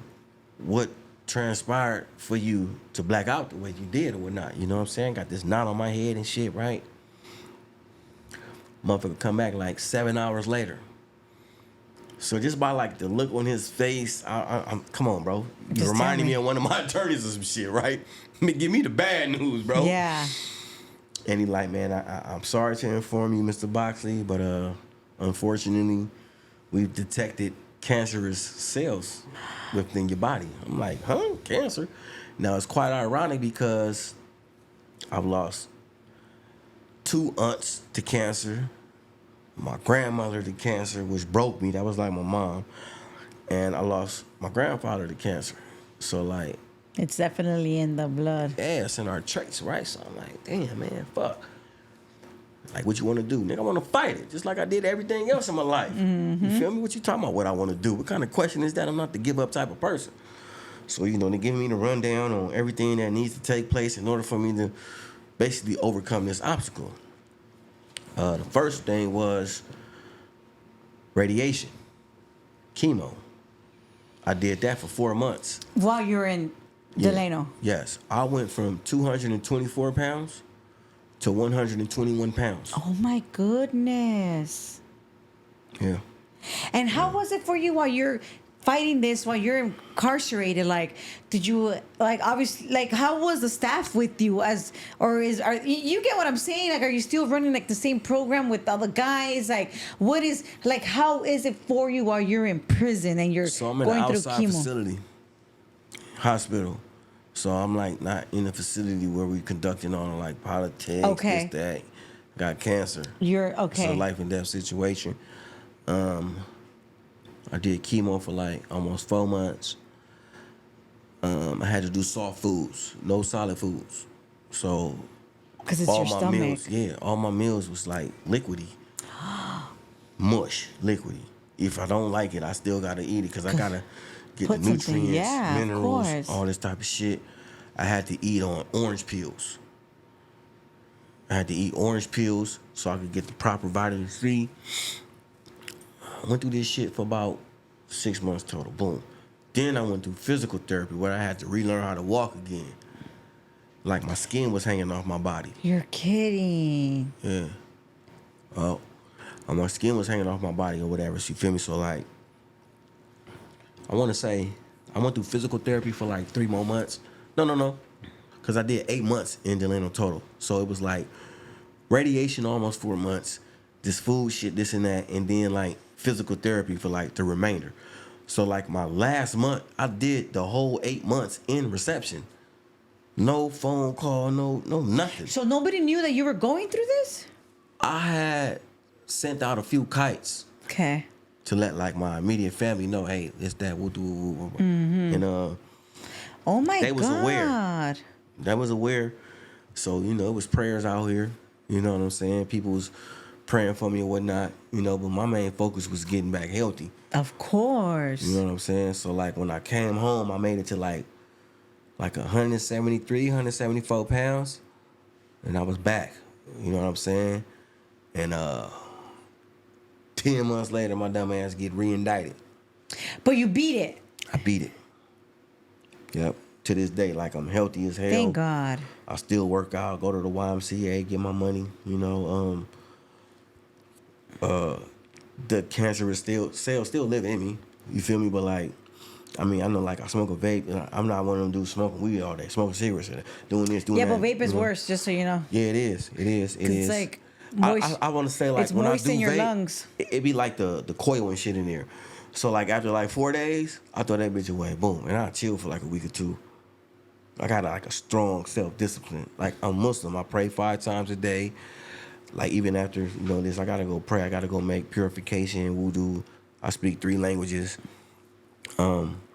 Yeah. After 4 days, 5 days, I throw the vape away, boop, and I chill for like a week or two, right? And I may have like a disagreement with my kids, or I use that as an excuse. Man, fuck, they're not gonna give me a vape, man. You know what I'm saying? That's pretty funny. That's pretty funny. Yeah. So you said how many months after you got indicted again? I probably was on, bro. It's like the same shit, bro. First 9 months, like 10 months. After you beat cancer, you come 2015. home. Come home. No, it wasn't even 9 months. God damn. It's like 6, 7. So what did you get indicted for? On this First of all, second one, you're still on federal probation. still on federal paperwork. You're on parole as well. I get off of that. Oh yeah, because you did the. So they let me get off of that in like 6 months. Okay. So I killed that, bam. So I want to say like 8 months, 9 months, I get re-indicted. So like, as far as like my discovery go, the feds was already investigating me. They was already investigating me. My dumb ass didn't even know. Feel me? Cause From you doing the. shit that I'm doing in the streets, crowds that I'm being around. You feel me? And plus, my dumb ass is already on paperwork. Mm-hmm. So, one of the dope houses that I had in my projects get raided. My name ain't on the list. It's not on the lease. So they can't really tie it to me. But based off of my affiliation, they trying to, you know, and that people doing. So they find a Draco, the mini AK-47 with 100 rounds in there. And I'm not even knowing that. I get a warrant put out for my arrest. I don't know this. So I'm still doing what I'm doing, this and that. Careless too, probably. Careless as hell. So careless. What the heck were you thinking, bro? I wasn't. Obviously. I wasn't, I swear, man. I wasn't. And I get into a collision on the freeway. And I got a semi-automatic with an extended magazine on it. High patrol, all of them come try to tussle with them and all. They find that. So now, I had a warrant already. I had some other shit going on in Contra Costa County, a shooting. And they catch me with a firearm on me. So they had some Asian dude come up in there, man. Talking about some, yeah, my guys, they're not the devil, but they're not going to like this. You're going to get indicted again. I just looked at him and shit, fuck you, man. Go find a life. Is there anything you want to tell me? So I sat in there for about 40 minutes, an hour. They booked me. I go to Martinez County Jail. My bail, $374,000. 2 days later, I bail out. My PO like, come report. Fuck you. So you're on the run. A fugitive. You know how they do us, the feds. I'm not just no at risk and all that. They make me a fugitive. So, you know, I'm crafty. So I look. So I'm on paperwork in the Eastern District, which is like Central California, Fresno, Madera, because I had a little spot out there, so I use it as my address and my PO. And first I look in the Northern District, which is the Bay Area. I'm not on the fugitive list. I look in the Eastern District. There I go, nice and bright. Fugitive at large. I was like, oh shit. So my partner tell me, look, bro, you got about 30 days. They gonna come grab your ass. You better do everything you need to do. Yeah. Because they want you. They made you a fugitive. They want you, nigga. Like, you feel me? So I'm like, man, fuck that. I ain't trying to hear none of that. Plus, I got money to collect in the streets. I got this. I got that. I got my kids. I got, all this shit going on. Right? I'm not going to see my...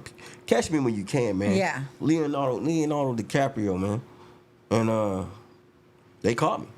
And when they catch me with another stick on me. Feel me? So Yeah. like in the feds, like, you could get caught with 1,000 guns. They still just gonna charge you with 922G.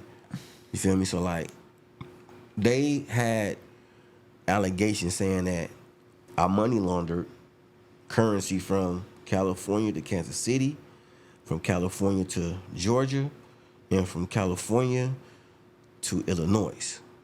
Right? They hit me with that. They hit me with felon in possession of firearm, felon in possession of altering the firearms, because of course they had extra extended magazine, and felon in possession of ammunition. So they hit me with 922G1 and 922G. Play it out to 922G. And that was the second Fed bid. They gave me 128 months. How much is 128 months? So 120 is 10. So they gave me 10 years. Oh, okay. Plus, you know what I'm saying? So it was like damn near 11 years, almost 12 years. But 102. Oh, yeah. Yeah. Because I'm like 60. Okay, yeah. it's crazy, huh? Like Yeah. they said, yeah, we're going to give you, go to trial. How many polka dots you got on your tie? That's how many months you got. You're like, God damn, man, hold on, man. You know what I'm saying? That's how Yeah. they get at you or whatnot. So, like, they hit me with that or whatever. So you got basically 11 years. I was looking at 192 months. So my attorney, though, shout out to Haney for Corey, he was like, they got some type of like misunderstanding with your guidelines. Because, like they could go back, I believe, it's 15 years on your criminal history of you being felony convicted. Like, I got 77 felony convictions. So I'm a 7-time loser. So, like, anywhere I catch a Fed case right now, I'm automatically category 6. Yeah. Like, they're not gonna play them straight to USP, this, that, all the little bullshit, whatnot. So, like, he like, man, these are your guidelines right here. This is what you're looking at. So I look at this shit. It's like 226 months. No, 192 months to 226 months. I'm like, God damn. Right? So I'm trying to figure this shit out. And at the time, I'm in, man, they made me go through so many facilities. Pahrump, which is like in Nevada. Pahrump, some shit called Leardo in Kern County. Oklahoma again. I was in Santa Rita. I was in North County. This last Fed bid, I went through 9 different facilities before it was crazy, man. Like, West County, because I had to fight this other case. And shit. You were just everywhere. Hell yeah, I was like, what the going But did on, it make your huh? time go by faster? Kinda, yeah. Like, yeah, because when you go on spot to spot, kind of like, but like, it was like. But these are all counties that you went to. Yeah. Transit centers. Yeah. Okay. Because, like, when I caught my case, so, like, like, wherever you parole out of the city, that's where you finna go in front of the judge at. You feel me? So, like, I went in front of the judge in Kern County. I was like, what the fuck? Like, and then in the feds, whatever judge sentenced you on your case, you go back in front of. So I went back in front of Judge White. I said, oh, yes. Oh, this nigga finna throw the book at me. So he already threatened me and told me, Boxer, if I ever see you in my courtroom, I'm going to give you the max. So I'm like, God damn. So I'm fighting, trying to tell my attorney, hey, man, get me out of this dude courtroom. It's personal. Make matters worse, man, the judge's wife died. The judge's wife died. I said, listen, nigga, the U.S. Marshal gonna have to drag me out this pulpit been. You know what I'm saying? Oh my God. Hell yeah, I was like, this shit crazy. But like, so like I said, I had transferred my paperwork to Fresno. So like, I was out of the Eastern District. So my PO was in the Eastern District. So I called my case in the Bay. So it was like I still had to deal with the Eastern District, no matter what. Because that's where your probation they is. sent me to fucking Leardo. I don't just send me to Fresno County. Why y'all send me away to Leardo? Send me to Leardo. Where the heck is Leardo? It's some shit in Kern County. It's like Bakersfield jail. Oh. Weird. I was like, this. The commissary weird. Visiting. Super. Everything. Just strange. Weird. Yeah. The COs. Bro, they feed you breakfast at 2 a.m. a brown paper bag. Man, I don't even want that shit. Y'all can keep that. Yeah, like, I go to sleep. Bro, man, what is this, bro? Like, I said, oh yeah, I can't. This right here. This. It's so crazy. Like, it has you ready to tap out and just take whatever they offer you. All right, come on, let's do it. Well, that's what they do. So they gave you. You said you did 11 years. Mm-hmm. When you got sentenced, where did you go? So I got sentenced. I was fighting my case for 14 months in Santa Rita. You feel me? I went to Pahrump because, of course, you know, I was doing the federal violation. They ran my shit consecutive. Dang, not even. That's why I came out to 12. So look, they gave me 11 years, right? You know what my violation was? What? 18 months. 18-month violation. How the fuck this? It was either 18 months, fight it, and get 31 months. Oh yeah. Category C. I'm like, how they doing this, bro? Like, what the fuck is going on, man? Right? So they end up giving me the 18. Come on, give me the 18 months. Let's shit, go. Let me get out of here. 'Cause I got a whole Fed case to go fight. Right? Take the 18 months. They don't designate me. They don't put me in, because I'm still under the indictment. I still got to go in front of a judge, a magistrate, to fight the indictment. Yeah. So I'm thinking the 18 months going to get ran concurrent. They consecutive.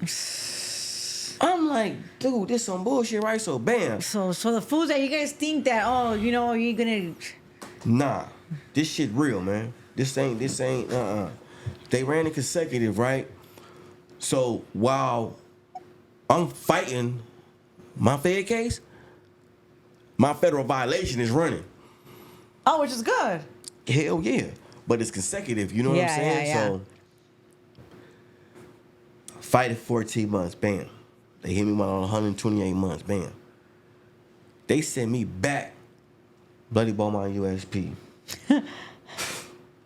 I'm seeing niggas that got 3 life sentences, but hey, what's up, man? Listen, man.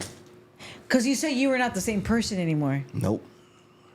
You just beat cancer, which you're not grateful about. Lost my mom. You lost your mom. Like, just all type of shit. Lost my close. I lost, like, on this second Fed bid, bro, I went to the shoe 12 times, stabbings, riots, you name it, drugs. They charged me with, they gave me a shot for 113, introduction. So they saying I'm introducing drugs to the facility. Right, nigga told him. But like, hella shit, I went to the hole, back to back. So anyway, though, the chaplain came to me 5 times. And the chaplain only comes to you for certain things, and it has to be your immediate. So my little brother, Money, my little cousins, you feel me, Corey, C. Jeezy, R.I.P. C. Jeezy, man. They get killed the same night. Yeah. So when the chaplain come alert me the next day, I slam my cell door in his face. Bam! My cell, pussy. Because I didn't want to accept what he was telling me. I'm still in shock. Like, even to this day, like, I'm not going to accept it. They say you got to go through it to get through it. And, like, you never get over it. So I'm dealing with that every day. But, like, yeah, he came to me 5 times on this last bid. My godmother, both my little brother, my little cousin. You said your mom? Yeah, crazy, man. You know? Losing my little brother, though, for real, did something to me. Yeah. So I'm going to tell you this story, right? It's in my book, but I got to tell this so the people can know. So I go to the hole, right? This cat, he owed me some money. I'm talking to him, you know, mano to mano, man. Look, man to man. And he tried to dope fiend punch me in his cell, and he missed. So we get to fighting, getting it in and whatnot. And tried to stab me. He dropped the knife, or whatever. So I get to handling my business on him and whatnot. You feel me? This motherfucker run out the cell. You know, when shit get bloody, it gets slippery. It get real slippery. You can't grab him off how you want to. You can't. So he run out the cell. Like in the USP, there's cameras everywhere. And I'm not finna chase you, bro. I'm like, come on, bro. Get your ass in the cell and get this work. And when I come out the cell, you know, the homies looking and shit. Like, what's up, man? So I go back in his cell, wash my hands, flush the knife down his toilet, and come back out. So I'm making my way down to the day room. All the COs and shit come running in there, all this shit. Fast forward, I go to the hole. So I'm in the hole, you know, trying to file charges on me. Where they do that at, right? So I'm dealing with that, and I think I had like a transformation in there, right? My wife, she sent me this book called Think and Grow Rich by Napoleon Hill. And the lieutenant let me get it. And the reason why he let me get it, because I'm Muslim, and during Ramadan, I got into a fight with 9 COs. I fought all 9 of their ass. Yeah, I put baby oil, lotion on the cell floor. I put my do-rag on, turn that motherfucker around, put my blanket on like a cape. Yeah, because they try to feed, during Ramadan, we got to eat at a certain time. Mm-hmm. I'm in there doing burpees in the cell. You know, your showers in your cell. I'm starving. Bring my motherfucking food. They bring it late. So I'm tripping. Man, go get manager. I don't got nothing to say to you, man. You's a worker. Go get your supervisor. He come. I'm tripping on him. Next thing you know, they come to my cell hella deep. At this point, I'm already prepared. Come on in here. Yeah, you're not okay. Yeah, come on. Cuff up. You cuff up, pussy. We're going to come in there. Come on. Bring y'all ass in here. Come on. With the baby oil on the floor. Yeah. They came in there. The motherfuckers felt like bowling pins. They felt like bowling pins. That's why I started working. Sound like we playing basketball in that right? So, that happened. They trying to file charges on me. That didn't happen. You feel me? It's like basically, it was mutual combat. It's like me against what, 90 y'all? Come on, man. Stop playing with me, man. Yeah. And plus, throw that out. And plus, you're going through all of this. Yeah. Like, they know that you're going. They know. Mm-hmm. They know. Right? And the lieutenant, right? Ponce, man. Ponce, Ponce was so funny. This motherfucker Ponce, I'm getting out the hole. He see me walking my property. He said, hey, Boxley. What's up, Ponce? He said, yeah, you was a tough. I said, hell yeah, man. That's what your wife said too, right? Oh, hell no. That's my boy though, right? So anyway though, but like, he brought me my book. So, hey man, keep it, man. Read this, man. You might need this, man. It might help you. Oh. So I start reading that book, boom. So in the process of reading the book, it's a fly in my cell. I'm trying to kill this motherfucker for 2 days straight. I can't kill the fly, man. You know what I start doing? I start putting food in the corner for the fly, man. Because I thought to myself, God created this fly just like he created me. That's make me think I'm more important than this fly. And at that point, I start looking at people in life in a total different view of lenses on my glasses, man. You feel me? So like, I would wake up in the morning, that fly be right on my shoulder because they know I ain't finna harm them. So I can't talk to nobody. I'm not one of them motherfuckers who be yelling off the door, hey, what's up, man? I ain't with none of that shit, man. You see me when I'm in the little bullpen, little area working out or something, when I get my little hour rec and shit, no. I would wake up in the morning, man. Hey, man, what's going on, man? How you doing, man? The only thing that motherfucker wouldn't do is let me pet it. But, like... so the fly was like your little pet? It's my best friend. You know what I'm saying? What about the people? Did they look at you kind of weird? They didn't know. I'm in the cell by myself. Oh, that's true. And I told the CEO, you better not put nobody in here. You put somebody in here, I'm going to gut them. So they wouldn't put nobody in my cell. Plus, they already like, oh, this motherfucker's on some other shit. He fought 9 This is where you're talking to himself and shit. Talking to the flies. Oh, my. Yeah, you were losing it. Yeah. You know? And but that was like, maybe it was sent. That's my transformation. God sent the little fly to you. Yeah. I was tripping out. I'm like, is this my little brother? Is this? Like, hey, because you just don't know.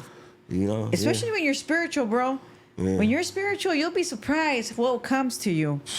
In so many different ways. So many different. That's right. That's right. Man. That's right. That's right. Ain't that the truth? Seriously. Man. So, how many different prisons did you go to on your second term? 3. Mm-hmm. You went to Beaumont. Yep. Then Atwater USP. Atwater. And I stayed at Atwater hella long. And how was that one compared to the other to Belmont? Beaumont. Atwater USP was the most vicious yard I've been on. You say that, why? For one, it's in California. For two, California is the politicking capital. For three, violence. There was a stretcher everywhere you went. Yeah, I you wouldn't can't give a fuck even- if you went to the chapel, to the chow hall, to education. There's stretchers there. And everybody getting put on them. COs, prisoners, you name it.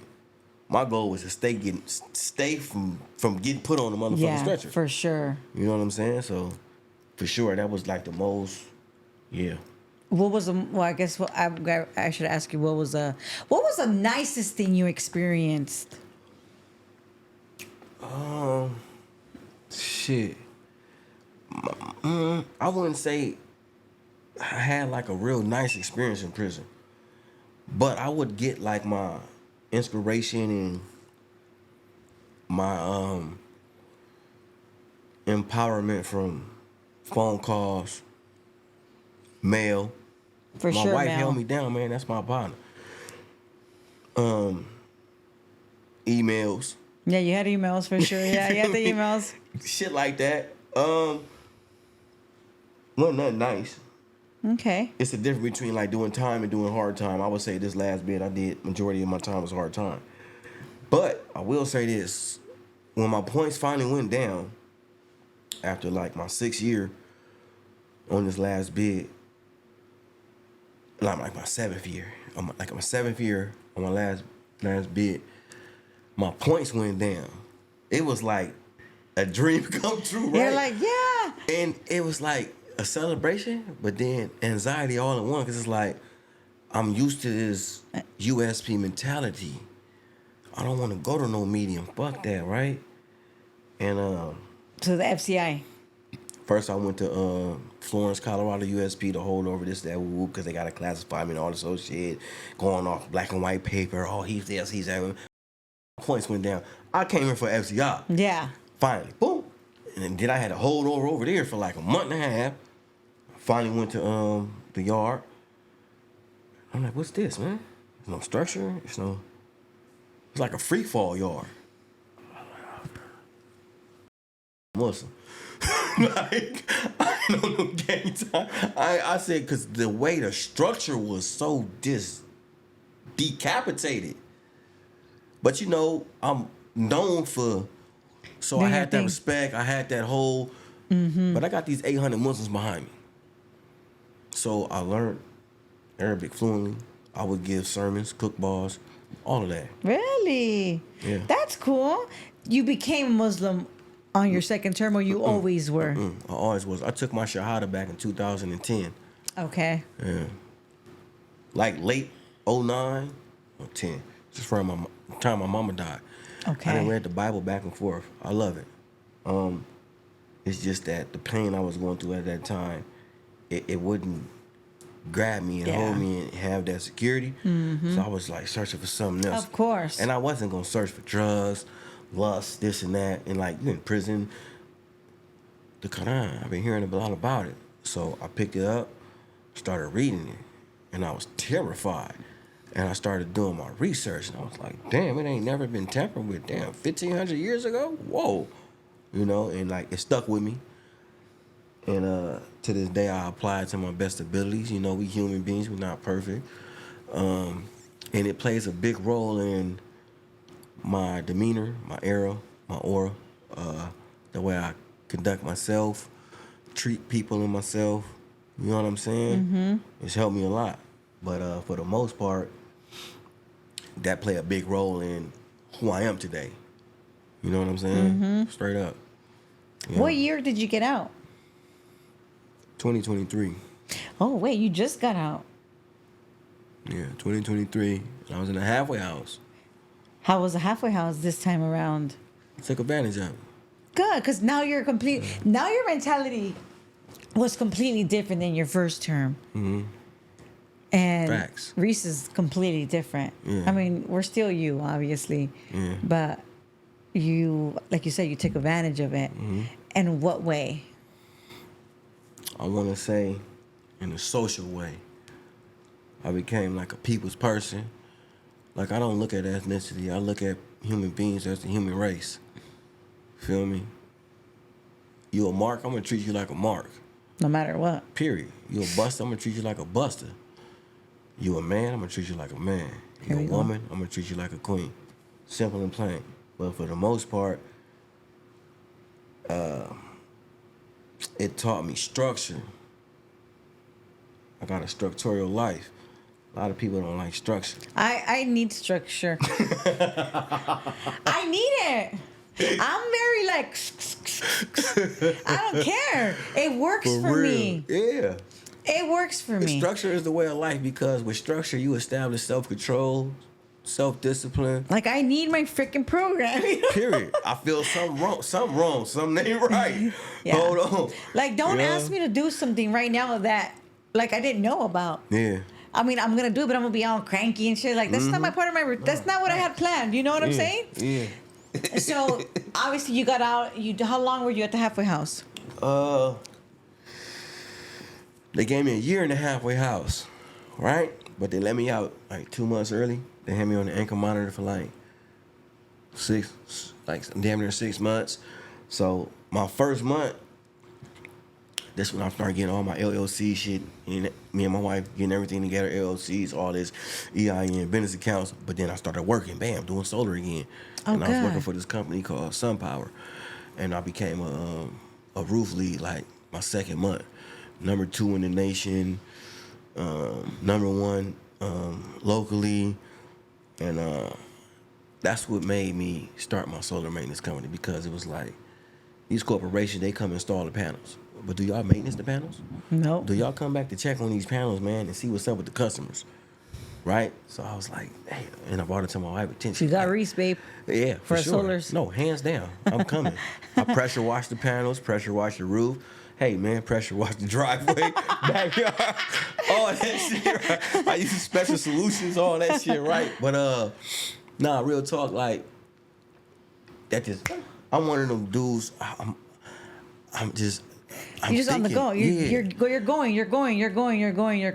Yeah, I don't have no room for complacency, laziness, backbiting, snake shit, nothing. Like I stay away from. I'll talk to hey man, I'll talk to the motherfucking wall first.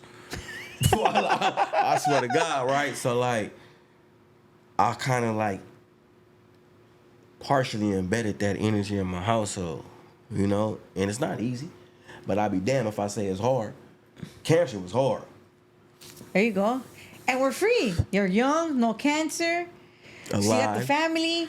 I got a lot of people, they be like, damn, bro, how do it feel to be alive, to still be able to tell your story? I be, shit, I don't know. How do you feel? I don't know. How do you feel right now? Are you like you seem I see happiness in your eye. Yeah, I got like a high level of humor. I could be a real jokester, you know? Because I feel like, shit, you only get one life, man. Laughing good for the soul, man. Amen. I asked my daughters, you know, I said, would you rather live the rest of your life laughing or crying? I'd rather live it laughing. Yeah, I bet you would. Yeah, it's for a good sure. emotion. You know what I'm saying? So I'd rather laugh, shit. What is something that you still do that you did while you're incarcerated that you can't stop doing? Read. Oh, you read. Okay. Well, I can't wait Oh, man. to read your book. I'm gonna actually I'm gonna start it tonight, if not tomorrow morning, because I have my mornings free. Mm-hmm. Like my son goes to school, he gets out at 2 now, so it's basically I'm just at home in the mornings, right? Work out, do whatever I do. But if I don't start it tonight, I'm gonna start it tomorrow morning, and I am gonna tell my people about it. I'm gonna make sure. Obviously, we're gonna put the link to your page. Where else can they order your books from? It's on all platforms. All platforms. Specifically Amazon. It's in paperback, hardback, Kindle. All Those of who that. don't want to order no book, they can read it digitally, audio. It's all And everything you said. Wait, I don't even want to look. I don't want to look yet, guys. But when you guys watch, by the time you guys watch this, because it's probably going to be released this weekend. For sure.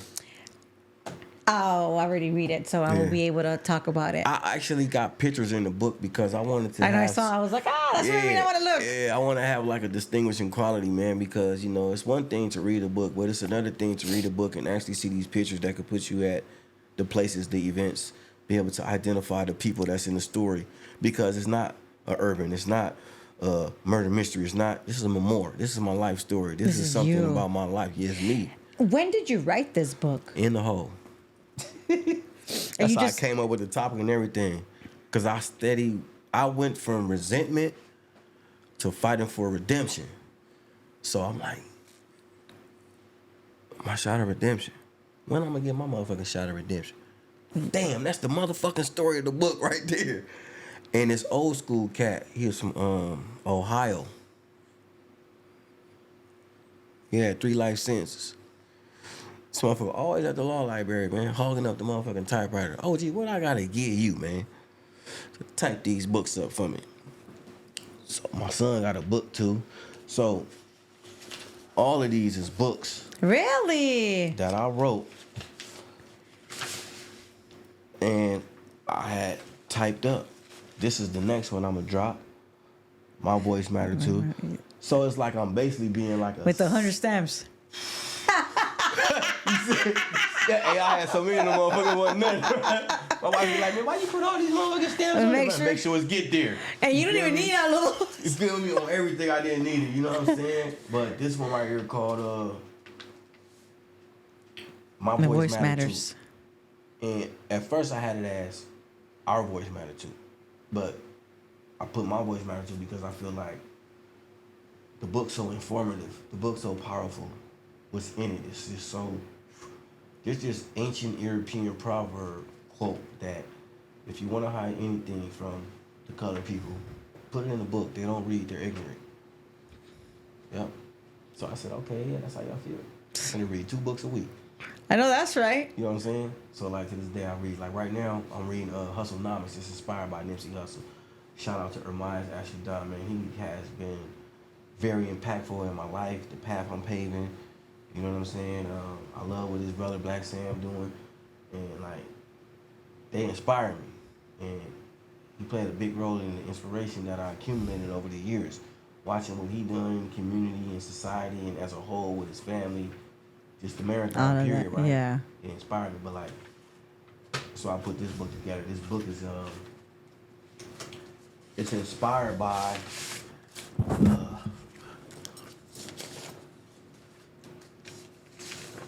Systemic racism. Like I said, I believe in the human race. I don't believe in just ethnicity. If you just believe in that, then you limiting yourself. That's right. Yeah, it's other creatures. It's other creatures in the world. Yeah. It's other creatures in other, you know what I'm saying? But I just want to share, like, so this list, my little brother at the top, that shit took everything out of me to have that. It's crazy. That's how many people have been killed by police. Innocent people, right? And my little brother was on the top list because he got killed by the police. But like, I had this old school cat type up the book. And this is just your page. Imagine how many more. Yeah. Yeah, a lot. A lot of our people have been... And 356 unarmed colored people get killed every year. Mm-hmm. So all my stats, all my percentages, everything in this book is just A1 because I didn't go to Google. There's no fucking Googling in the feds. Nope. So instead of reading urban books, I read the Almanac. Mm-hmm. Instead of getting the regular newspaper, on your second term. Journal on my second term. My second term is like what elevated my intellect. And maybe that's why you had to go back and you just didn't know that. Yeah. You know? For real, yeah. You know, some people like, so I stopped looking at it as punishment and I started looking at it as treatment, cure. Well, that's right. Yeah, like, and I took it and ran with it because I feel like if I look at it like that, I'm gonna want some type of revenge. Of course. You know what I'm just saying? like myself, like for me, going to prison was the best thing that ever happened to me in my life because they gave me a chance. How long did you do? I did 60 months. Whew, 5 years. But yeah. That gave me the opportunity to get to know who I am. That's what's most important. I swear to God, establishing a relationship with yourself. That's what my whole, like my shoe time, that's what it did. And that's what a lot of guys, obviously, you know, I've been doing this for 3 years. Yeah. And that's what all the guys that came on my channel, and they say if, you know, you go to prison and you haven't actually done shoe time, yeah, then you don't actually know yourself because you're so caught up in everything else in the main line that you don't even focus on yourself. You lose yourself basically as well. You lose yourself. You're either going to lose yourself or you're going to find yourself. There's no middle unless you just do like 1 year or 2 years, whatever. You know what I'm saying? Yeah. Nah, that's facts. So how do you feel right now? I feel like I got a high level of self-motivation. I'm always feel motivated, open-minded, just positive energy. I'm like real laid back and humorous. That's just my profile now. I'm not like in the Bay, we're known for hyphy. And it's true, we get hyphy. You got different sectors in the Bay. Frisco, Oakland, Richmond, Vallejo, San Jose. You got all these different cities. You know what I'm saying? I look young. I'm old school. I'm an 80s baby. When I was growing up, we were more like humble, quiet, crafty, creative, spiritually rich. And we would apply that to the way we conducted ourselves in our own community and within the poverty-stricken communities. Feel me? So like in Oakland, they super hyphy, and I love Oakland. I fuck with Oakland. Frisco, cats is more calm, cool, collective, smooth, sneaky, crafty. You know what I'm saying? Like that's just how it is, and like you could tell, you could feel it. Like, cause to get to Frisco from Oakland, you got to cross the Bay Bridge. I've been. So just to come, you got to pay $9 just to get through the bridge toll. So that's just a reminder right there. Hey man, you better be getting some motherfucking money about it. Ain't no coming out here for free. You better be, you know what I'm saying? Yeah. So like, a motherfucker have all the money in the world and lay low and play slick, and you won't even know. Motherfucker be on the side of the freeway begging for change, man. This motherfucker go hop in the motherfucking Maserati. He like, hold on, I just gave this nigga $3. You feel me? That's the type of shit going on in my city though. But like, Damn. everything though that's going on anywhere is going on everywhere. Exactly. So, Everything is the same. On my mama. It's just in different ways. Yeah. We're for human, real. bro. We're, like motherfuckers ain't different. Yeah. You're not different in the Bay. We're not different down here. We're human. And I love LA. It's my second home. You man. know? They say LA is the cousin of the Bay. Right. Hey, I wrote some more books, right? You gonna be like, damn, all right. So this other book I'm finna launch. Well, it's like in my, I got a few, some shit I didn't even bring. It's just too much. You know, I don't wanna, this is another one. And this is like a, I wanna say like a urban / mystery. You know what I'm saying? Okay. And then I got a self-help book. Yep, right here. I wrote it in my my MC. Hey, self books are like the best. Yeah. I like those. It's called Steel Sharp as Steel. And it's deep, it's powerful, it's inspiring. You should probably do that one next. Steel Sharp as Steel. Yeah, my publicist like kind of like suggested it, but like I feel like my voice matter too would be more informative to the people because it's a self-help / self-awareness book. Okay. I'm giving some knowledge that people are not aware of, shit that's not taught in schools and shit like that. You got to do your research. You got to dig deep into historical facts so you can get more familiar with those who came before you, the sacrifice they made in order for us to even be in the position that we are today, to have the status that we got. I grew up, man, wasn't no social media, man. Yeah. Yeah, it wasn't even no cell phones outside. Yeah. We had beepers. Yeah. So now it's like technology is kind of like, I don't want to say it's making humanity lazy, but it's making humanity complacent. Feel me? I'm old school, so I don't really too much rely on it, but I understand the advantage that it has on society. Oh, you gotta use it.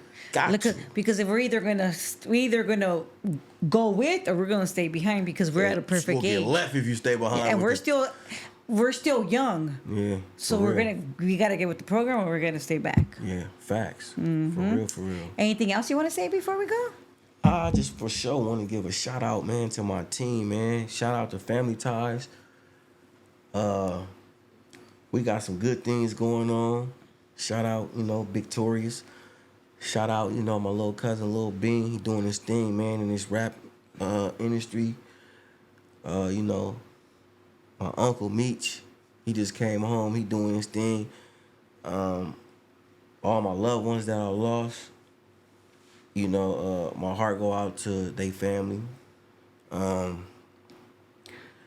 companies that me and my family established, New Beginning, solar maintenance and repair. You know, you need your panels cleaned. I will be there. There you go. On the roof. There you go. I also have a skincare company, New Beginning Body Works. Everything that I'm saying.com. Straight like that. I can't do no plan. NewBeginningBodyWorks.com, New Beginning Solar Maintenance.com, and got a stretch mark removal, cellulite removal, and slimming your waist cream, and hair oils. See how my beard glistening, and facial cream.